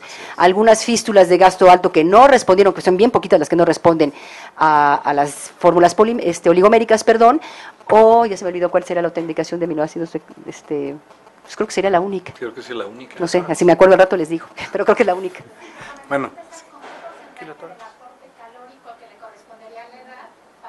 Para considerarlo como estimulación. No entendí. ¿Cómo calculo qué es estimulación enteral? Entonces, en una fórmula podría ser, tengo 8 años y me tocan tantas calorías en una actividad basal. ¿Cómo puedo calcular a cómo inicio mi aporte? Ese comentario es bien interesante. Tenemos que diferenciar qué es estimulación enteral de nutrición enteral. Cuando yo hablo de estimulación enteral, no busco un aporte calórico, solo busco un efecto trófico al intestino. En los neonatos sí está muy bien establecido el patrón, ya no me acuerdo quién lo puso, pero es 1 mililitro por kilo por día, de 0.5 aquí por kilo por día, y está en discusión si en transpilórica o gástrica, etcétera. Pero en los pacientes pediátricos esto no está establecido. Pero cuando yo busco una estimulación enteral, solo quiero darle algo que me le dé efecto trófico. Cuando busco nutrición enteral, entonces ahí sí, ¿cuántos son mis requerimientos calóricos? Bueno, entonces, ¿en base a qué calcularé los requerimientos calóricos? ¿Cuál es su grado de estrés? ¿Cuál es su estado de nutrición previo? ¿Cuál es su momento metabólico actual de acuerdo a la patología que lo está llevando a eso, en este caso la sepsis? Y entonces calcularé los requerimientos. Así digamos que concluyendo con experiencia, un niño menos de 10 kilos, nunca empezamos con menos de 40, 50 calorías por kilo por día, para empezar. Niños de menos de 10 kilos, quitando la etapa neonatal, 2 gramos por kilo por día de proteínas, 6 miligramos kilo minuto de hidratos de carbono y 1 gramo por kilo por día de glucosa, de lípidos, y de lípidos cadena media y cadena larga, no lípidos enriquecidos con omega 3, omega 6, etcétera, etcétera, para estos fines. No sé si con eso contesto. Sí, claro. Doctor Vélez. Bueno, yo quería preguntar acerca de, en la etapa de reanimación hídrica, ¿qué tanto se ha estudiado el uso de solución salina hipertónica para no dar tanto volumen y pues optimizar un poco la volemia? Ok. La única fuente donde está bien estudiada la reanimación con líquidos hipertónicos es en trauma, y específicamente en pacientes con politrauma y lesión cerebral. En el entendido de que ustedes saben que la reanimación hídrica con cristaloides isotónicos aumenta el edema cerebral. Una generación pensó, Mattox y mucha gente pensó, que la reanimación con líquidos hipertónicos iba a mejorar la hemodinamia y a disminuir el edema cerebral. Sin embargo, 2 pruebas muy grandes publicadas recientemente han echado abajo este conocimiento. No les va mejor a los pacientes con trauma. En sepsis queda claro que no sirven. En sepsis queda claro que la opción deben ser cristaloides isotónicos, y en un grupo, como dije, de pacientes con choque séptico, con enfermedades infecciosas severas, me estoy refiriendo específicamente al dengue. Platicaba yo, por ejemplo, con la gente de Mérida, que ellos han tenido mucha experiencia en dengue, porque lo han vivido con el dengue hemorrágico grave. Y bueno, ellos tienen una riqueza ahí que no la han publicado, que la platicaron con Carcilo acerca de qué hacer con el paciente que después de 2 cargas de cristaloides seguía tremendamente hipoperfundido y con mucha fuga capilar. Ellos empezaron a usar o almidón o albúmina, y curiosamente ese grupo pues respondía un poquito más rápido, requería incluso de menos aporte de catecolaminas, porque con el dengue hay otra cosa que no está muy bien especificada. El dengue tiene un efecto muy específico sobre el virus del dengue sobre la función miocárdica, muy diferente al que tienen los gram negativos y otros. Así es que hay un componente un poquito distinto ahí. Pero es evidente que para este grupo con una fuga capilar muy importante, los cristaloides se nos van a fugar terriblemente. Los coloides, albúmina o los almidones, como ahora el tetraalmidón, o muchos de ellos que tienen una osmolaridad y un peso molecular que si bien se fugan menos, pues pueden responder más rápidamente el volumen intravascular. Ahora recuerden, y esto siempre me gusta decirlo porque pues mucha gente sataniza al PAL diciendo que pues es un curso nada más para dar RCP, y no. El PAL nos ha enseñado una belleza, que es a detectar a los pacientes tempranamente en choque y con muchos otros problemas y a tratarlos. Hay 2 trabajos muy bonitos, uno del doctor Ham y otro del grupo del doctor Carcilo. Cada hora que el paciente persista en choque, la morbilidad y la mortalidad se duplica, simple y sencillamente por el hecho de no alcanzar las variables hemodinámicas normales. Cuando se compara un grupo de pacientes manejados con las normas del PALS, la sobrevida es casi 3 veces más que cuando no se manejan con las guías del PALS. Entonces, esto es evidente que ha permeado y es una garantía de que al paciente le puede ir mejor. El hecho de que haya un protocolo de manejo. Acuérdense que los protocolos son guías grandes, que hay pacientes que se salen de los protocolos, los pacientes con dengue, los pacientes con malaria severa, los pacientes tienen otros componentes, pero si seguimos en lo sustancial las guías, como nos dan, pues tenemos muchas ventajas, ¿no? Y la otra cosa que quería mencionar también acerca de la reanimación hídrica es que pues, no le tengamos miedo, ¿no? Porque finalmente, ¿qué prefieren? ¿Un niño con choque que persiste con déficit de volumen o un niño pues hinchadito, que parece sapito? Bueno, pues después finalmente esto se puede remediar. Pero acuérdense que, bueno, a mí siempre me gusta utilizar una metáfora que es una casi de fontanero, ¿no? Cuando ustedes abren la llave del lavabo de su casa y no sale agua, ¿qué es lo primero que piensan? Pues que no hay agua en el sistema. En el choque eso es cierto. Lo primero que tienen que hacer es precargar, hacer que haya suficiente agua en la cisterna o en el tinaco. 2, abren la llave y siguen sin salir agua. Ahora, ¿quién tiene la culpa? Pues la bomba que mueve el agua, ¿no? Entonces hay que optimizar la función de la bomba. Y si finalmente no sale agua, pues ahora son las tuberías que están por después de la bomba, o están demasiado dilatadas o están demasiado estrechas. Entonces, para ya los pacientes que están en la terapia, que no han respondido, a veces uno tiene que usar vasodilatadores y no dilatadores, o muchas otras combinaciones para este tipo de pacientes, pero más allá de los primeros 60 minutos. En los primeros 60 minutos queda claro que la reanimación hídrica y el uso de catecolaminas como la dopa o la epinefrina deben ser la realidad. Doctora Márquez. Sí, en relación a su pregunta, miren, es bien importante que tengamos en mente, están de moda las guías de práctica clínica, pero ¿por qué no han funcionado las guías de práctica clínica a nivel mundial? Porque no las aplicamos. No, igual y sí estamos convencidos, y igual muchos de aquí estamos diciendo un montón de cosas y a lo mejor llegamos al servicio y hacemos una diferente, porque a mí me pasa cuando con los residentes lo reviso, la conocen, se la saben súper bien, pero al día siguiente que entregan al paciente no se aplica. Entonces, lo más importante, solamente ha habido 2 guías que han impactado a nivel mundial, y ya lo dijo el doctor, una es la de reanimación, justamente, y la otra es la de trauma. Esta de la campaña de supervivencia de la sepsis, pues por eso se está haciendo el Día Mundial de la Sepsis, porque tenemos que aprender a aplicarlas. Entonces, lo primero, doctora, que yo sugeriría es que si estas guías, que por lo menos tardan 5 años en hacerse y que se están renovando cada 5 años, han mostrado disminuir la mortalidad en X número de pacientes, sigamos con estas y lo demás que quede como protocolos de investigación si están racionalmente estudiados. Entonces, yo creo que a los residentes no les debemos enseñar, ay, ¿qué pasaría si les ponemos hipertónico al de la sepsis? No, ¿sabes qué? Vamos a manejar a todos con las guías Y bueno, habrá algunos que se nos salgan porque la medicina es una ciencia y un arte, ahí será otro capítulo. Pero a veces creo que los desorientamos en los manejos, porque les damos las clases, les decimos que existen las guías, pero a la hora de la acción no les damos el ejemplo. Entonces, un mensaje sería ese: hagamos que las guías sirvan como que tengan impacto, no nada más teniéndolas, leyéndolas o conociéndolas. Doctor García. Fíjense, con los médicos pasa algo muy curioso. La guía más vieja que existe de práctica clínica es el GINA, la Iniciativa Global para el Asma. Pero curiosamente, a pesar de que tiene tantos años, es la guía que tiene menos apego. Entonces, ¿qué pasa? Pues los médicos son muy especiales, o sea, las guías las leemos pero no las aplicamos. Y esto me lleva a un comentario, dicen que una vez, hace muchos años, un científico le escribió a Luis Pasteur y le dijo: mira, doctor Pasteur, espero que no me considere anticuado por no creer en su teoría de que las bacterias producen la enfermedad. Pasteur le contestó algo muy importante: no se preocupe, no lo considero anticuado, lo considero ignorante, le dijo, ¿no?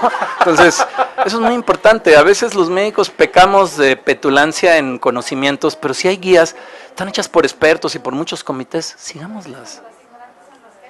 Doctor Escudero.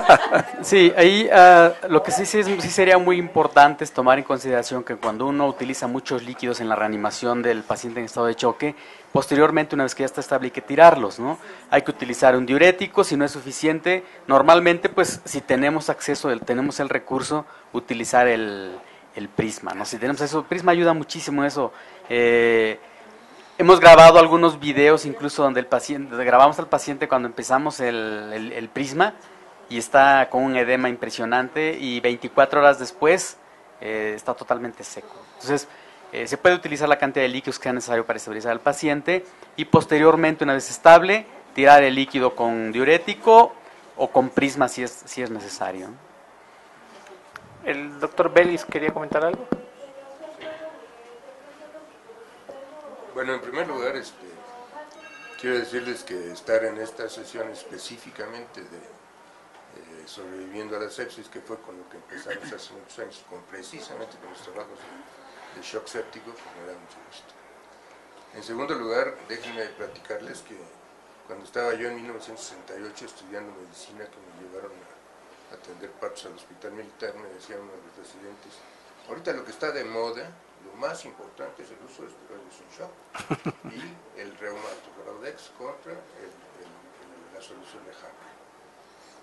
1968. Seguimos en la misma. Yo les quiero decir también que, bueno, en primer lugar debo felicitarlos, es una revisión que hicieron extraordinaria de toda la bibliografía.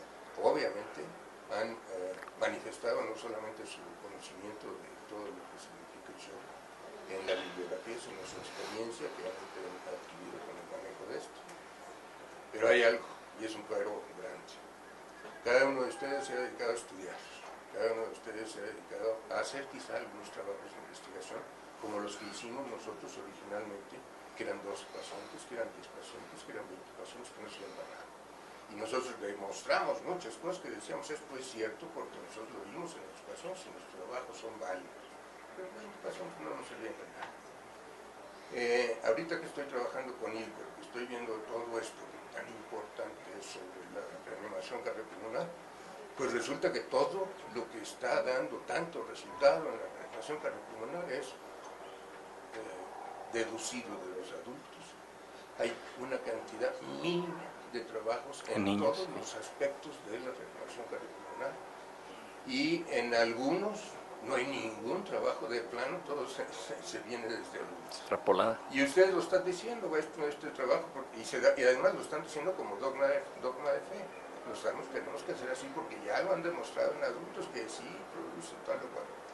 Yo creo que es muy importante que la Asociación Mexicana de Terapia Intensiva tome la batuta de todas esas ideas que ustedes acaban ahorita de mencionar, toda esa riqueza gigantesca de conocimientos que tienen y que no está comprobada en niños prácticamente ninguno, que se hagan trabajos de investigación multicéntricos. Doctora Márquez. Qué bueno que hace ese comentario porque creo que nos hace falta seguir creciendo como asociación, pero con la mesa anterior, justamente ante esa preocupación de no quedarnos en nuestros pequeños reinados y nuestras microexperiencias, y tenemos que abrirnos para producir realmente cosas de impacto, en la mesa anterior se trabajaron, por lo menos con el Instituto Nacional de Pediatría, 2 proyectos a nivel multidisciplinario. Uno fue el aplicar, el revisar el consenso 2005 de definiciones de sepsis con la técnica GRI, en la cual se participó cerca de 30 instituciones y que vamos ya en la cuarta... Perdón, me faltó el comentario precisamente en relación a ese trabajo que tú hiciste, que fue muy importante, y que es el primer intento que se hace precisamente poniendo en tela de juicio al único ciudadano que está haciendo algo, que es el Carcillo. No, es Carcillo, también es... Entonces, me pareció excelente ese trabajo que hiciste. Pero la otra situación muy importante es que precisamente Carcillo es el único que realmente está marcando las cosas en pediatría. Y no hay comparación de lo que él ve con lo que nosotros, ustedes están viendo ahorita con los niños en terapia intensiva. Entonces, perdón que te interrumpiera, pero sí, tu trabajo es gigantescamente importante. Nada más para completar el comentario, entonces está por publicarse costó mucho trabajo conjuntar a la gente que quisiera participar, entonces uno de los mensajes de estas reuniones es, hagamos un pequeño esfuerzo y trabajemos en conjunto y lleguemos a conclusiones. Cada centro tiene sus ideas, cada centro tiene sus posibilidades más que otros para trabajar en algunas cosas y no nos resistamos a trabajar multidisciplinariamente. Y además del consenso está la guía de tromboprofilaxis, que ahora queremos ampliarla ya a grupos más grandes, no nada más de intensivistas. Y bueno, y yo creo, uno de mis deseos después de esta mesa es que en este Día Mundial de la Sepsis, que va a ser ahora en el 2013, septiembre 2013, pues podamos empezar a trabajar ya esto que fracasó el documento latinoamericano de adultos de saber la epidemiología de la sepsis. Digo, empecemos nada más por saber cuántos tenemos y cuántos se nos mueren, o sea, eso yo creo que no es mucha ciencia. Sin embargo, en el mismo centro donde yo trabajo, ayer que estuve revisando la estadística, pues cuesta trabajo que se llenen las hojas, cuesta trabajo, y entonces hasta les dije a los residentes, bueno, para que vean lo que se sufre, ahora ustedes van a buscar los datos por llenar mal las hojas, pero yo creo que sería indispensable, que bueno que esté aquí la doctora Marroquín, y que está el grupo de la Asociación de Terapia Intensiva, que tengamos ya esa iniciativa, por lo menos de saber en nuestros centros cuántos nos ingresan al año, cuántos catalogamos como sepsis o sepsis grave con los criterios correctos o incorrectos, porque bueno, es que para qué uso los criterios si son correctos o incorrectos. Sí es cierto, tienen limitantes, pero son los únicos que hay para hablar a nivel universal. Y eso nos ha impedido, yo creo que casi nadie nos va a poder decir de sus centros los datos exactos de su epidemiología de sepsis, sepsis grave y choque séptico, porque si lo supieran ya lo hubiéramos publicado, incluyéndonos nosotros. Claro, doctor, por favor. ¿Qué está sucediendo con la reanimación cardiopulmonar? O sea, ¿dónde empezamos en la reanimación cardiopulmonar? Empezamos dando reanimación cardiopulmonar, empezamos a dar cursos de reanimación cardiopulmonar, ¿y para qué sirve? O sea, ¿cuál es el análisis situacional del paro cardíaco? ¿Realmente los niños se mueren en paro cardíaco súbito o tienen shock y son insuficiencia respiratoria nada más?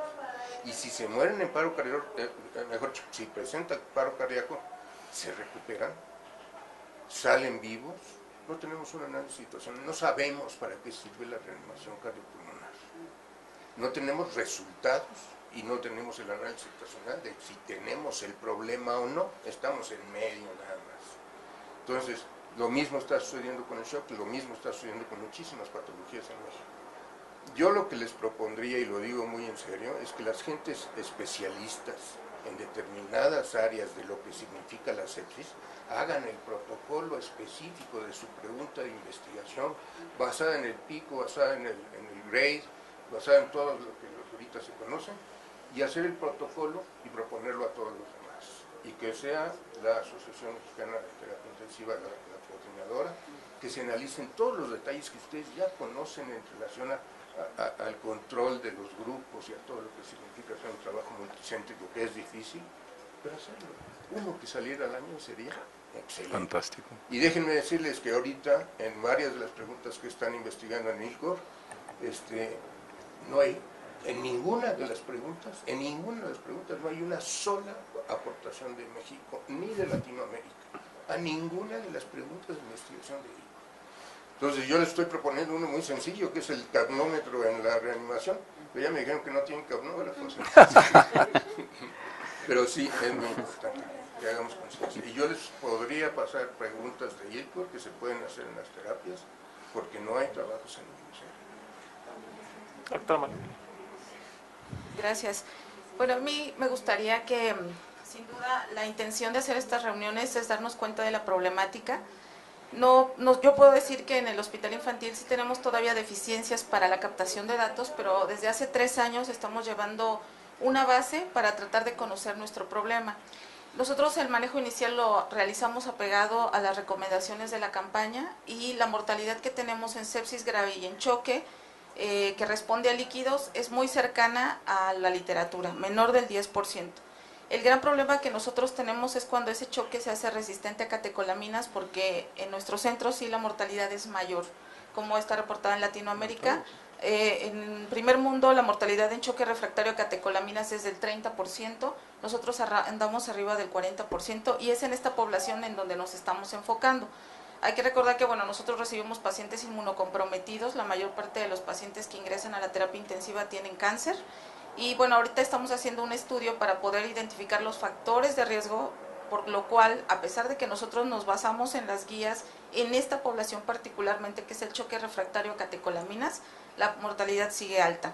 Pero me parece que es una buena iniciativa la que comenta la doctora, ¿verdad? Ya lo estamos viendo los expertos, para poder hacer una base, para poder publicar otro tipo de estudios, dado que la población que nosotros llegamos a ver en choque supera por mucho, ¿verdad?, por la accesibilidad a los medios de salud, al choque que pueden ver en otras partes del mundo, ¿no? Entonces la experiencia que podemos generar sin duda es importante. A propósito de esto, también estamos realizando, y en vista de que se sometió a un comité de ética, los esteroides no tienen todavía nada establecido. Se está realizando un ensayo clínico en el hospital infantil en relación al manejo con esteroides en choque refractario. Algunos pacientes con, obviamente, ciertos criterios de inclusión se les está otorgando, y a otros no. Muy bien. Vamos a hacer un corte, llevamos 1 año con este estudio y esperemos presentar pronto algunos resultados. Muy bien. Sí. Qué bueno que hay estudios que se están haciendo, y para eso están los institutos nacionales y los hospitales de tercer nivel, pero la primera pregunta que nos tenemos que contestar, o le tenemos que contestar a los foros y que nunca la contestamos, es la epidemiología. Entonces van a tardar en ustedes en establecer en su grupo los esteroides, etcétera, eso va a tardar cierto tiempo, pero la epidemiología no, y nunca podemos contestar eso. Siempre decimos, en México no tenemos estadísticas, ya vimos que tampoco en Latinoamérica, ¿no?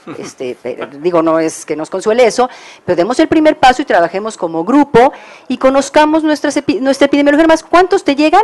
¿Cuántos tienes sepsis? ¿Cuántos tienes sepsis grave? ¿Cuántos se te mueren? Ya después veremos si se nos mueren porque estaban en X estadio, etcétera, etcétera, ¿no? Pero pues empecemos por la epidemiología. Lo que pasa, Marta, es que pasa algo muy curioso.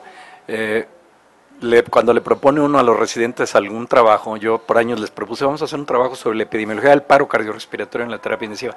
No, doctora, míreme algo mejorcito, ¿no? Mucha más ciencia. Entonces, pues si no conocemos la base, la epidemiología, es evidente que no conocemos lo demás. Entonces, digo, trabajos como esos son extremadamente sencillos. ¿Cuántos pacientes se paran? ¿Qué enfermedad tenían? ¿Qué ritmo tenían? ¿Qué recibieron? Y eso nos va a dar una epidemiología muy rica. Y en la sepsis, pues por supuesto, ¿no? Bueno, Lulú tiene... Digo, sí, pero viene a razón de lo que comentó la doctora Márquez, y es muy cierto. Es importante que uno conozca la epidemiología de su hospital, pero yo creo que es importante tenerla de todo el país, sí, por lo menos. Yo invité y no hace poco, yo creo que fue como unos 3, 4 años, invité a varios centros de aquí del Distrito Federal y del país a participar en un multicéntrico de RCP, y desafortunadamente la respuesta que obtuve prácticamente fue nula. Todos decían que sí, pero al momento de estar pidiendo la recolección de datos, pues ahí venía la situación de que no teníamos los resultados. Entonces me tuve que enfocar, y nosotros estábamos llevando nuestra propia estadística, y recién tenemos el último trabajo comparado con uno de hace 6, 7 años. Que realmente sirve esto, sí sirve, pero sirve más ver lo del todo el país, ¿no? Para ver cómo estamos. Bueno, eso es lo que quería yo mencionar en relación con el trabajo que menciona la doctora.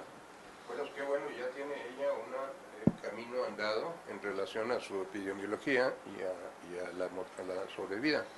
O sea, me llama la atención una sobrevida tan diferente de lo que está publicado, y entonces la pregunta es ¿por qué? No por qué no se mueren los refractarios, sino por qué tienen una sobrevida tan alta ustedes. Entonces la siguiente pregunta es ¿qué terapéuticas, qué diferencia en la terapéutica están haciendo? Y entonces hacen un trabajo. La segunda es que si ya tienes establecido este protocolo, pues hay que hacerlo universal. O sea, no nada más saber la estadística de ella.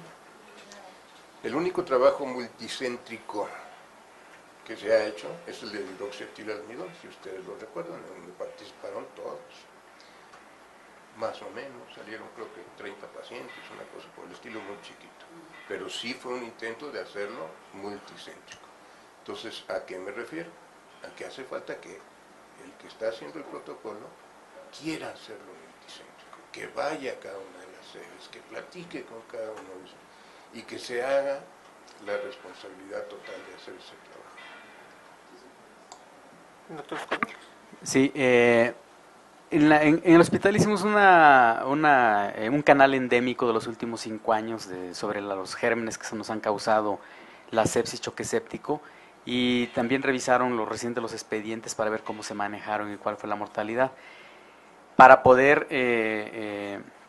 ver la diferencia ya con la aplicación específica de las guías, qué tanto cambia la mortalidad, pero si lo hacemos así fraccionado, efectivamente no va a funcionar realmente para nada. O sea, lo puedo decir como una opinión realmente casi anecdótica. En realidad no podría universalizarse, y creo que eso sería lo fundamental, que estos protocolos podamos llevarlos a los demás hospitales, y finalmente son fuentes de información importantes que se pueden llenar realmente fácilmente. No es tanto trabajo, pero tiene uno tanta desidia en colaborar con los trabajos de investigación y en generar más ciencia sobre los niños, que bueno, de pronto resulta un poco incomprensible, ¿no? Claro. Es que hay una palabra que no quería utilizar, lo que está haciendo falta es un líder. Entonces ese líder es el que yo le quiero dar a la Asociación Mexicana de Terapia Intensiva, porque la asociación puede ser la coordinadora. Si el experto es el doctor Eduardo Rafael García, bueno, pues a él lo vamos a pedir que haga el protocolo específico. Ya me eché otra vez. Lo de nutrición, nada más, pues a ella se lo vamos a pedir. Si de infectología, cada uno de ellos les vamos a pedir, les van a pedir algo, y finalmente ellos van a tenerla. No puede ser que le diga yo al presidente, haz esto, no le va a interesar, no tengo ni idea de qué se trata, sino que yo lo voy a hacer y le voy a decir, ¿sabes qué? Vas a hacer esto, pero yo voy a estar coordinando que se hagan las cosas. Y entonces esa persona se hace responsable total, no nada más a nivel local, sino a nivel de todos los hospitales. Eso es mi opinión, perdón. No, y otra cosa, tenemos puertas abiertas. El doctor Falcón platicó en la reunión de Guatemala con Carcilo específicamente acerca de lo que ellos estaban viendo. Él ofreció, como lo hizo con Pizarro en Perú y con mucha otra gente, pues hay posibilidades de poder trabajar con ellos, de captar datos o incluso de obtener tecnología que no tenemos. Yo espero que no nos pase lo que pasó con la Fundación de Trauma, que la Fundación de Trauma ofreció monitores de presión intracraneal en toda Latinoamérica y México fue el único país que no aceptó. Todos los demás aceptaron porque pues aquí somos muy orgullosos y nadie nos viene a regalar nada, ¿no? Entonces esperemos que no nos pase eso, ¿sí? Solo en función de lo que comentábamos para recolectar los datos, ahorita tuve la experiencia, ¿no?, de bajar a los segundos niveles, y la gente que nos estamos empleando en los segundos niveles, estamos ahorita casi todos egresando de los terceros niveles, incluso con subespecialidades, y estamos ejerciendo como pediatras. A lo mejor esas personas somos las que podríamos llenar formatos ya preestablecidos para poder llevar esa epidemiología, porque esto siempre es en tercer nivel, y la población a granel pues está en los segundos niveles, ¿no? El triage de Tacubaya nada más en un turno ve 40 pacientes en un turno en un día. Entonces eso te hace en un solo turno 1000 pacientes en un trimestre. Entonces, ¿cuántos evolucionan a sepsis? Entonces, probablemente un formato epidemiológico y en el camino de los egresados. Digo, ahorita hay una endocrinóloga en el turno nocturno en Tacubaya en urgencias. Entonces, ella podría hacer el camino de llenar las hojas de epidemiología para por lo menos avanzar. Digo, al tercer nivel me queda claro que va a seguir haciendo lo que el doctor sugiere, pues todos los protocolos de avanzada, pero por lo menos el de poder llenar la parte epidemiológica, que sigue siendo, digo, a los oncólogos también nos está costando muchísimo trabajo unificarnos, lo estamos logrando a base de mucho, de insistirnos nosotros y las mentalidades jóvenes que somos capaces de ir un poquito más allá del egocentrismo que nos caracteriza a los médicos. Pero bueno, a lo mejor una hoja de recolección de datos muy sencilla, que ocupe al menos al 30 o 40% de la población, ya a través de estos mecanismos en donde estos egresados jóvenes y de tercer nivel pues están ejerciendo en los segundos niveles, y pues podemos empezar a captar eso. A lo mejor 5 o 10 pacientes al mes que se capten por hospital, podemos hacer en un año los 5,000 que nos podría dar una buena sombra epidemiológica del país. Doctora Márquez. Ese comentario es bien importante porque el problema de la sepsis no está en las terapias intensivas. Claro. El problema de la sepsis está a nivel pediátrico, en las salas de urgencias, en las salas generales, en las salas de oncología. Entonces, obviamente, el estudio epidemiológico de la sepsis no debe aterrizar nada más a hacerse en las terapias intensivas, o si se hace solo en las terapias intensivas llevará otra connotación. Pero el problema de la sepsis es un problema pediátrico. Bien. Mi comentario es en relación a el avance que ha tenido la Asociación de Terapia Intensiva en estas 2 mesas. Hemos tenido una difusión a nivel global, hemos tenido la posibilidad de llegar a muchos lugares en relación al conocimiento pediátrico, en relación al conocimiento de terapia intensiva. Creo que estamos preparados para lo que comenta el doctor Remigio Vélez Pinto, la doctora Patti Márquez y el doctor Eduardo García, el doctor Escudero y el doctor Otero. Estamos preparados para poder realizar un multicéntrico que tenga una connotación y que nos permita desarrollarnos dentro de Latinoamérica como uno de los punteros en relación a la investigación. Yo admiro la presentación que han hecho en relación a todos los aportes que han dado, pero como comenta el doctor Vélez Pinto, es necesario plasmarlo. Podemos hacerlo, de hecho, en estos momentos ya se formó el primer comité de enfermería, también se ha formado el primer comité de residentes, que ya en breve va a iniciar sus actividades. Creo que estamos preparados. Necesitamos, como comenta el doctor Vélez, el líder que nos pueda permitir transformar esta situación de conocimientos y poderlo plasmar en la literatura. Vamos a pasar a un par de preguntas del teleauditorio. Nos pregunta el doctor Rafael Guillén de Tuxtla Gutiérrez, dice, tras una reanimación con líquidos y dosis convencionales de inotrópicos que persiste con choque frío, ¿qué experiencia tienen con levosimendan? Bueno, el levosimendan está en el algoritmo como última opción. Las primeras opciones son la de optimizar la precarga, medir la saturación venosa de oxígeno, mantenerla por arriba de 70 si es necesario transfundir, si la hemoglobina es de menos de 10 y la saturación es de menos de 70 transfundir. Y la otra opción en las guías sería optimizar el tono vascular periférico, usar inodilatadores, nitrovasodilatadores, o finalmente un calcio sensibilizador como sería el levosimendan. Pero de nuevo, pocas experiencias pediátricas. Hay mucha experiencia de levosimendan en el manejo de cardiopatías, pero en el manejo específicamente de choque séptico no les voy a decir que no hay, pero son realmente muy pocas para sacar conclusiones. Pero es una opción. Pero estamos hablando ya de un paciente que rebasó la barrera, que requiere un grado de monitoreo, conocer la situación hemodinámica del paciente y construir una terapéutica en base a mediciones hemodinámicas en la terapia intensiva. Por supuesto que es útil. Doctora Márquez. Sí, es una herramienta más que habrá que estudiar en ciertos grupos muy particulares y bueno, quien más como bien dijo el doctor Eduardo García, el medicamento surge como una opción para el paciente con falla cardíaca y cardiopatía y quizás ahí la doctora Lucelena Medina es la que tiene más experiencia, creo yo, en México con uso del levosimendan. En el paciente con sepsis, pues está bien comentarlo como algo que existe, pero yo creo que no tiene ahorita en este momento cabida para el manejo pediátrico del choque séptico ni para el manejo inicial en las salas de terapias intensivas, porque la última vez creo que la ampolleta costaba cada una, ¿cuánto? 12,000 pesos cada ampolleta. Entonces, si ni siquiera todavía nos estandarizamos en seguir las guías en cuanto a reanimación con líquidos, creo que ya esta experiencia con medicamentos como levosimendan deben aterrizar en grupos que ya tienen ese tipo de pacientes como el que mencionaban que les está yendo mal, por ejemplo, que tienen mortalidad más alta, entonces a lo mejor en esos grupos, pero creo yo que no debemos de tenerlo ahorita como una opción. Se están restringiendo mucho esos medicamentos y qué bueno a nivel hospitalario porque se abusaba de ellos, entonces hay que ver exactamente en quiénes. Doctor Escudero. Sí, realmente por ahora no existiría ninguna evidencia que apoye el uso realmente del levosimendan en el choque séptico. Como comentan, lo hemos utilizado en el paciente operado de corazón, lo hemos utilizado en el paciente con shock séptico, pero en realidad sin ningún fundamento. O sea, realmente es algo anecdótico por ahora, ¿no? Perfecto. Manda una pregunta para el doctor Otero. Dice, hay que considerar que el tratamiento inicial siempre se da en forma empírica, por lo que estamos de acuerdo que se debe evaluar cuestiones de riesgo en pacientes para considerar aspectos epidemiológicos que indiquen el mejor antibiótico. Quisiera preguntar, en la sepsis por estreptococo, ¿en dónde hay diferencia etiopatogénica? La gamoglobulina es vital para darle oportunidad de vida al paciente.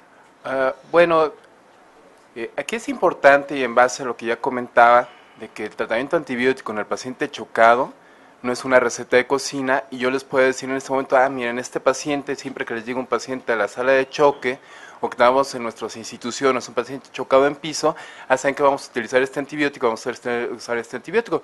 Por todas las variables que hemos estado comentando, incluso también una importante que tenemos que considerar son los antibióticos previos, que había omitido mencionarles. Entonces, la fisiopatología, hablando de los superantígenos que se presentan en el shock tóxico por estreptococo piógenes, es un poquito diferente a lo que hemos estado mencionando acerca del choque séptico en el paciente infectado. Aquí, de forma inicial, el tratamiento es a base de doble esquema antibiótico con una beta-lactémica, una penicilina, o incluso está publicado también lo que es una cephalosporina de tercera generación, ceftriaxona, con un antibiótico que tenga un mecanismo de acción diferente, por la circunstancia de que en el choque tóxico lleva, después de una multiplicación logarítmica, el estreptococo piógenes llega a un periodo de meseta, en donde ya hay una división, no hay una división celular efectiva y donde precisamente nuestros beta-lactámicos no tienen sitio de acción. Sin embargo, estas bacterias que ya están presentes siguen liberando estos superantígenos, las proteínas, por lo tanto necesitamos dar un segundo antibiótico que tenga otro mecanismo de acción, como la clindamicina, precisamente que actúa a nivel ribosomal para disminuir la síntesis de proteínas y que tengamos precisamente la efectividad en un tratamiento para disminuir esta síntesis de superantígenos. Entonces, aquí sí, una fisiopatología diferente está indicado, que son de las pocas indicaciones que podemos hablar en choque, del uso de la gamma-globulina, que es parte del tratamiento. Yo quisiera comentar también otra cosa. Miren, el paciente con choque séptico refractario de líquidos, dosis convencionales de catecolaminas y esteroides, bueno, reviste un problema muy importante. Alguna vez en un trabajo que hicimos para nosotros representaba casi el 20% de los pacientes que no respondían a esto y que finalmente seguían en shock. Bueno, ya dijimos que un grado de monitoreo mayor, pero lo que es importante es también pensar en otras comorbilidades que a veces uno no piensa.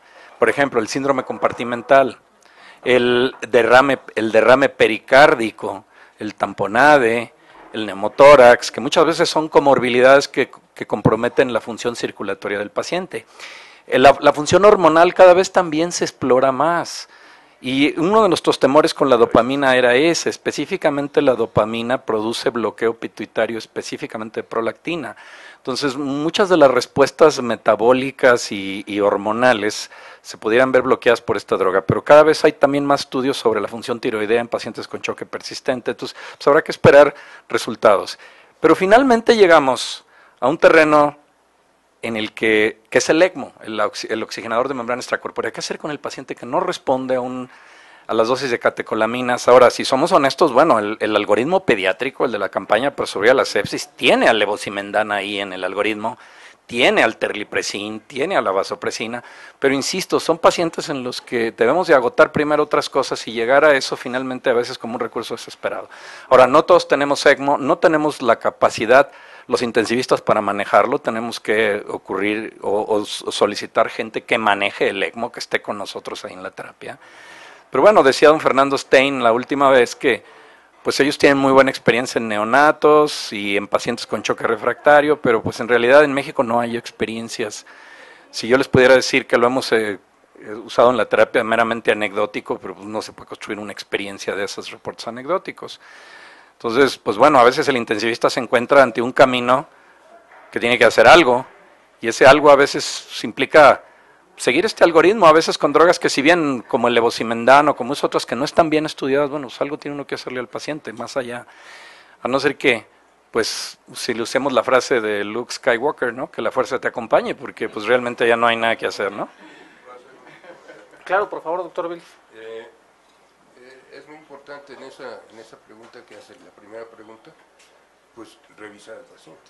Hay que volver a ver al paciente, hay que ver cómo está su hemodinamia, cómo están todos sus parámetros, hay que ver cómo estuvo sus parámetros hemodinámicos iniciales. Y sabemos que los pacientes que empiezan con gasto cardíaco bajo, inicialmente, tienen menos probabilidad de salir adelante que aquellos que empiezan con un gasto cardíaco no tan bajo. O sea, depende de la magnitud, eso fue en algún trabajo que hicimos con Eduardo García. Entonces, sí vale la pena analizar si tiene qué patologías. sí vale la pena saber cuáles son los indicadores de que realmente un paciente con shock séptico puede salir adelante o que tenga mal pronóstico. Y no tenemos indicadores tampoco en el paciente con shock séptico iniciales suficientes como para poder afirmar una situación. Pero sí hay que revisar todo, que le he dado, que no le he dado, en qué me he equivocado.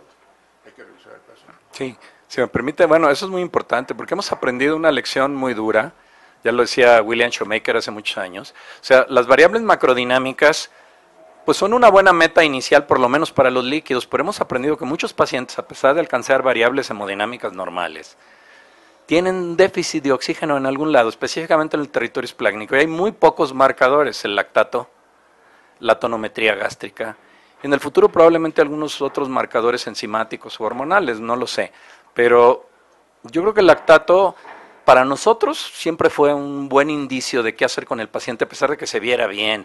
A mí me preocupaba que un paciente a pesar de que se viera bien, tuviera tensión arterial normal, gases normales, estuviera orinando, tuviera lactatos de 5 o 6. Algo no estaba funcionando bien en el paciente. Entonces, esos pacientes son los que requieren un trabajo hemodinámico más específico. Y esto nos lleva a que, bueno, se requiere tecnología para el monitoreo hemodinámico específico, de la cual muchos terapias intensivas, pues algunos disponen, otros no. Pero bueno, finalmente, pues a veces los mejores monitores son, como le dice el doctor Vela, estar sobre el paciente. El paciente con shock no es un paciente que lo veo hoy y lo veo mañana, es un paciente que tiene uno que estar cada hora pegado con él y ver las respuestas y estar midiendo todas las variables hemodinámicas medibles. Y cuando decía yo de los indicadores del lactato, la gasto cardíaco bajo, muchas situaciones que se perpetúan, pueden indicar que es un paciente terminal. O sea, es no posible. tenemos la forma de establecer el paciente terminal en un paciente con shock séptico. Y ahí vamos, y seguimos, y no mejora, y se hace refractario, y no sé qué. Y al final de cuentas, estamos pasando de líquidos, ya lo llevamos a ¿no? Ya disminuyó más la cantidad de oxígeno en el organismo, ya le aumentamos el trabajo ventricular a ese corazón, y ya lo echamos hasta, ¿no? Y el niño se va mal, pero estamos utilizando mucho líquidos. Y a lo mejor desde el principio teníamos datos para pensar que era un paciente rastreado. El resto de las preguntas creo que fueron contestadas conforme se fue dando la ponencia, no vale la pena repetirlas. Pues agradezco mucho a los ponentes su excelente participación y no sé si el doctor Cruz tenga algún... La doctora Hernández nos va a dar un aviso de la asociación, por favor. Gracias, doctor Celorio, por la coordinación, a nuestros ponentes por su participación. Gracias. Queremos seguirlos invitando a estas reuniones, ¿verdad? Sin duda han sido enriquecedoras no solo para los intensivistas, sino, como ya lo comentaron, la intención sobre todo de los foros es dirigirnos a los pediatras y en la búsqueda de continuar con este nivel que se está logrando de ponencias, queremos hacer un esfuerzo para poder alcanzar, ¿verdad?, que se les dé el aval y que estas ponencias nos sirvan a tanto a los que lo siguen por internet como a los que vienen, se les pueda dar un aval por parte tanto del Consejo de Pediatría como de la CEPEC, y para esto pues vamos a ver con la doctora Lourdes Marroquín, que es la actual presidenta del CEPEC, y que esto nos sirva para la certificación tanto de pediatría como de terapia intensiva. El siguiente foro va a ser en relación a cetoacidosis diabética y manejo de estado hiperosmolar, y el siguiente simposio va a ser en 21 de agosto en relación a las actualizaciones del paciente quemado. Esos serían los anuncios. Muchas gracias. Gracias.